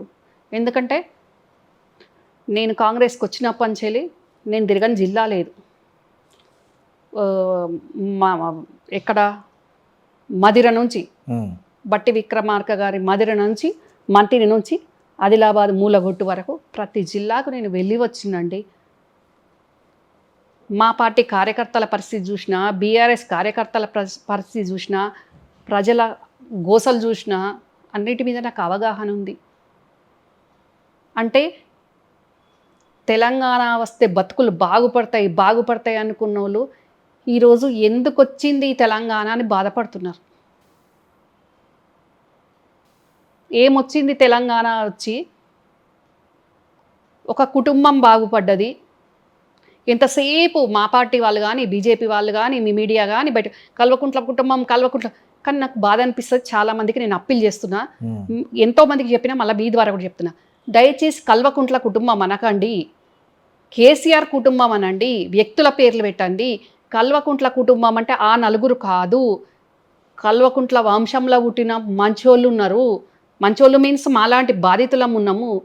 అందరూ అందులో పార్టిసిపెంట్స్ కాదు కదా, అందరికి పదవులు అనుభవించలేదు కదా, కనీసం ప్రగతి భవన్ గేట్లకు పోయే దిక్కు లేదు కదా, యాక్సెస్ లేదు కదా.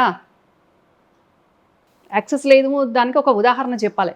రీసెంట్గా ఈరోజు April 28 కదా, మొన్న April 11 మా అక్క కూతురు మ్యారేజ్ అయింది. మా అక్క సిద్దిపేటలో ఉంటుంది. అంటే మా అక్క అంటే కేసీఆర్ గారికి, మా ఫాదర్కి ఫస్ట్ కజిన్ కూతురు. కవిత కార్డు ఇవ్వడానికి వస్తే 2 hours వెయిట్ చేయాల్సి వచ్చింది. లోపలికి ఎంట్రన్స్ దిక్కులేదు. నేను బంధువునైతా, అక్కనైతానని చెప్పుకొని ఎట్లనో గేట్లకు లోపలికి వెళ్ళింది. వెళ్ళినాక పైనకి ఇన్ఫర్మేషన్ ఇచ్చినా పైనకి ఇన్విటేషన్ లేదు పైకి రమ్మని, కిందనే అందరిలాగానే ఉంది. 2 hours ఉన్నాక కవిత కిందికి వచ్చింది. చాలాసేపు అయిందా, సారీ అని అంది. విజిటింగ్ అది ఇన్విటేషన్ తీసుకుంది. కనీసం పెళ్ళికి కూడా వెళ్ళలేదు. కుటుంబ సభ్యులే రాలే కదా. కవితలాగా ఆ అక్క కూడా కల్వకుంట్ల వంశంలో పుట్టింది కదా, పెద్దనాన్న కూతురే కదా. ఓన్లీ ఇన్విటేషన్ ఇవ్వడానికి వచ్చింది. 2 గంటలు వెయిట్ చేసే పరిస్థితి. ఇప్పుడే అట్లుంటే గతంలో ఆ ప్రగతి భవన్లో ఎవరికన్నా లోపలికి వెళ్ళే పరిస్థితి ఉండేనా? ఇంకా మీరందరూ కల్వకుంట్ల కుటుంబం దోపిడీ చేసిందంటే వాళ్ళ కల్వకుంట్లలో పుట్టిన ఆడోళ్ళు మగోళ్ళు ఏడుస్తున్నారు. అరే వీళ్ళు తిట్టేవాళ్ళు ఏదో కేసీఆర్ కుటుంబం అని పేర్లు పెట్టి తిట్టని, ఆ కవితనో, కేటీఆర్నో, హరీష్నో, ఆ శకుని సంతోషో, ఇంకెవడు ఉంటాడో వాళ్ళందరినీ తిట్టని. కానీ ఎందుకు ఇట్లా కల్వకుంట్ల కుటుంబం అంటున్నారు? కనీసం నువ్వన్నా మాట్లాడు అని అంటే నేను మాట్లాడాల్సి వస్తుంది. నిజంగా కూడా ఇప్పుడు మేము కూడా బాధపడాల్సి వస్తుంది. కల్వకుంట్ల కుటుంబం అంటే అరే మేమందరం దోపిడీ చేసినామా, మేమందరం అధికారం అనుభవించినామా, అనవసరంగా భోగాలు వాళ్ళకు తిట్లు మాకు అన్నట్టు అయిపోతుంది. మేము తిట్లు పడాల్సి వస్తుంది. అది బాధ అనిపిస్తుంది. ఇక్కడ దోసుకుందొగరు, తిట్లు పడేదొగరు, అనుభవించిందొగరు, ఆగమైపోయింది మేము. ఇట్లా చెప్పాలంటే శ్రీనివాస్ గారు 3 రోజులకు కంటిన్యూస్గా మనము ఇంటర్వ్యూ చేసుకున్నా కానీ అంత ఉంది మ్యాటర్ అండి, అంత ఉంది. మామూలు కాదు ఇది. మీ బాధ అర్థమైంది. ఇక నుంచి నా బాధ కాదు, మీడియా కూడా మీరు అన్నట్లు కేసీఆర్ కుటుంబం గురించి మాట్లాడినప్పుడు కేసీఆర్ అంటే నేను చెప్తున్నాను ఇప్పుడు వీళ్ళ లీడర్షిప్ బయటికి చూపించుకోవడానికి, మళ్ళీ కష్టం వచ్చినప్పుడు కుటుంబ సభ్యులు కావాలి బలగం చూపించుకోవడానికి. మళ్ళీ ఇన్విటేషన్లు ఇవ్వడానికి వెళ్తే ఎవరన్నా కాలేజ్ ఫీజో స్కూల్ ఫీజుకో వెళ్తే మళ్ళీ అక్కడ యాక్సెస్ ఉండదు. ఎవరికన్నా బై మిస్టేక్లో కవిత యాక్సెస్ ఇస్తే కూడా అక్కడ శోభమ్మ డైరెక్ట్ ఎట్లా పోయినారు, మీరు నాకు ఫోన్ చేయాలి, నేను అప్పుడు కవితకు చెప్తా, ఇట్లుంటుంది. ఆ ఎక్స్పీరియన్స్ పర్సన్సే చెప్తారు కదా బయట. కవితే దొరకదు, కలవదు, ఫస్ట్ అట్లా చేసి పెట్టేసిండ్రు ఎవరికి కలవకుండా. బై మిస్టేక్లో ఎప్పుడన్నా ఒకసారి దారి తప్పి కవిత కలిస్తే ఇమీడియట్ అక్కడ నుంచి ఇక్కడికి ఫోన్ వస్తుంది. ఎవరు వచ్చినా నాకు చెప్పకుండా నువ్వు పని చేయొద్దు, పోయిన వాళ్ళకు క్లాసు.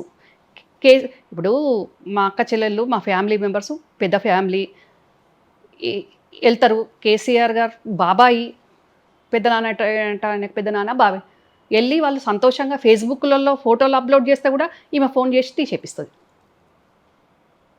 శోభమ్మ. ఆ ఫోటోని చూపించి ఎవరే పనులు చేసుకుంటారో అని. కానీ ఏ శకునుగాడైతే ఈరోజు కుటుంబం సర్వనాశనం అవడానికి కారణమైందో, కన్న బిడ్డనే ఈరోజు బయటకు పోయి కన్న తండ్రినే తిట్టే పరిస్థితి దాపురించింది అనేది ఇంకా కూడా జ్ఞానోదయం అవుతలేదు. మీరు ఇందాక అడిగినరు కేసీఆర్కి ఇంత తెలిసిన ఆయనకు గంత తెలియదా అని. తమిళనాడులో జయలలితకు అమ్మ అని పిలిపించుకుంది, ముఖ్యమంత్రి అయింది, ప్రజల అభిమానాన్ని చూరగొన్నది. ఆమె నన్ను అమ్మ అని పిలువనరి అని ఆమె ఏం చెప్పలేదు. ప్రజలు ఆమె చేసిన దానికి ఆమెను అట్లా అమ్మ అని అట్లా పిలుచుకున్నారు. అలాంటి జయలలితకు పెళ్ళి లేదు, పిల్లలు లేరు. నేను కేసీఆర్ గారికి అన్నబిడ్డ ఎట్లనో అక్కడ జయలలిత గారికి కూడా అన్నబిడ్డ ఉన్నది. కనీసం ఆమెకు అలా ఉండదు. ఆమె పోయస్ గార్డెన్లో ఎవరి మానిటరింగ్లో ఉందండి పోయస్ గార్డెన్? జయలలిత గారు, శశికళ. మరి ఇక్కడ కూడా శశికళ మానిటరింగ్లోనే ఉంది. ఇక్కడ శకుని సంతోష్ వాళ్ళ అమ్మ పేరు శశికళనే కదా. ఈ శశికళ కరీంనగర్ నుంచి రిమోట్ ఆపరేట్ చేస్తుంది కదా. తెలంగాణ శశికళ అంటారు మీరు. వాస్తవం అది. తెలంగాణ శశికళ అనడం ఏంది, అది వాస్తవం. ఓకే. అంటే ఇక్కడ ఎంత తెలివి కళ్ళతనమైనా ఏదైనా ఇంటి దొంగని ఈశ్వరుడు గుర్తుపట్టడు అన్నట్టు తన నీడ అనుకున్న నీడలనే కట్టప్పలు ఉంటారు. జయలలిత అక్కడ అట్లనే జరిగింది కదా. కేర్ టేకర్గా వచ్చింది, ఫోటోగ్రాఫర్గా వచ్చింది, జయలలితనే లేపేసింది. ఇక్కడ కూడా అదే జరుగుతుంది కదా. ఎందుకులే పాపం అంటే అట్లా ఎందుకులే కాదు, ఆ ప్రమాదం ఉంది అని అంటున్నా నేను. ఇప్పుడు కనుక కాదు, కవిత ఇప్పుడు అంటుంది, నేను 2015 నుంచే అంటున్నా. నేను అంటుంటే ఆ ప్రమాదం కవితకే వచ్చేసింది కదా, వచ్చే బయటకు వచ్చింది కదా. మరి ఆ లెటర్ నేను బయట పెట్టలేదు అని కవిత అంటది, మేము పెట్టలేదని వాళ్ళు అంటారు. అదేమన్నా పతంగా ఫామ్ హౌస్లోకి వెళ్ళి బయటకురికి ప్రజలలో పడడానికి మీ మీడియాకి వచ్చి చేరడానికి పతంగా కవిత లెటర్ ఏమన్నా వస్తుంది? పతంగ అయితే కాదు కదా. గాల్లో వదిన పతంగ అయితే మీడియాకి వచ్చి చేరిందా? థ్యాంక్ యూ అండి. చాలా చాలా సుదీర్ఘంగా మనం విషయాలు ఇంకోసారి చర్చించుకుందాం. Thank you very much.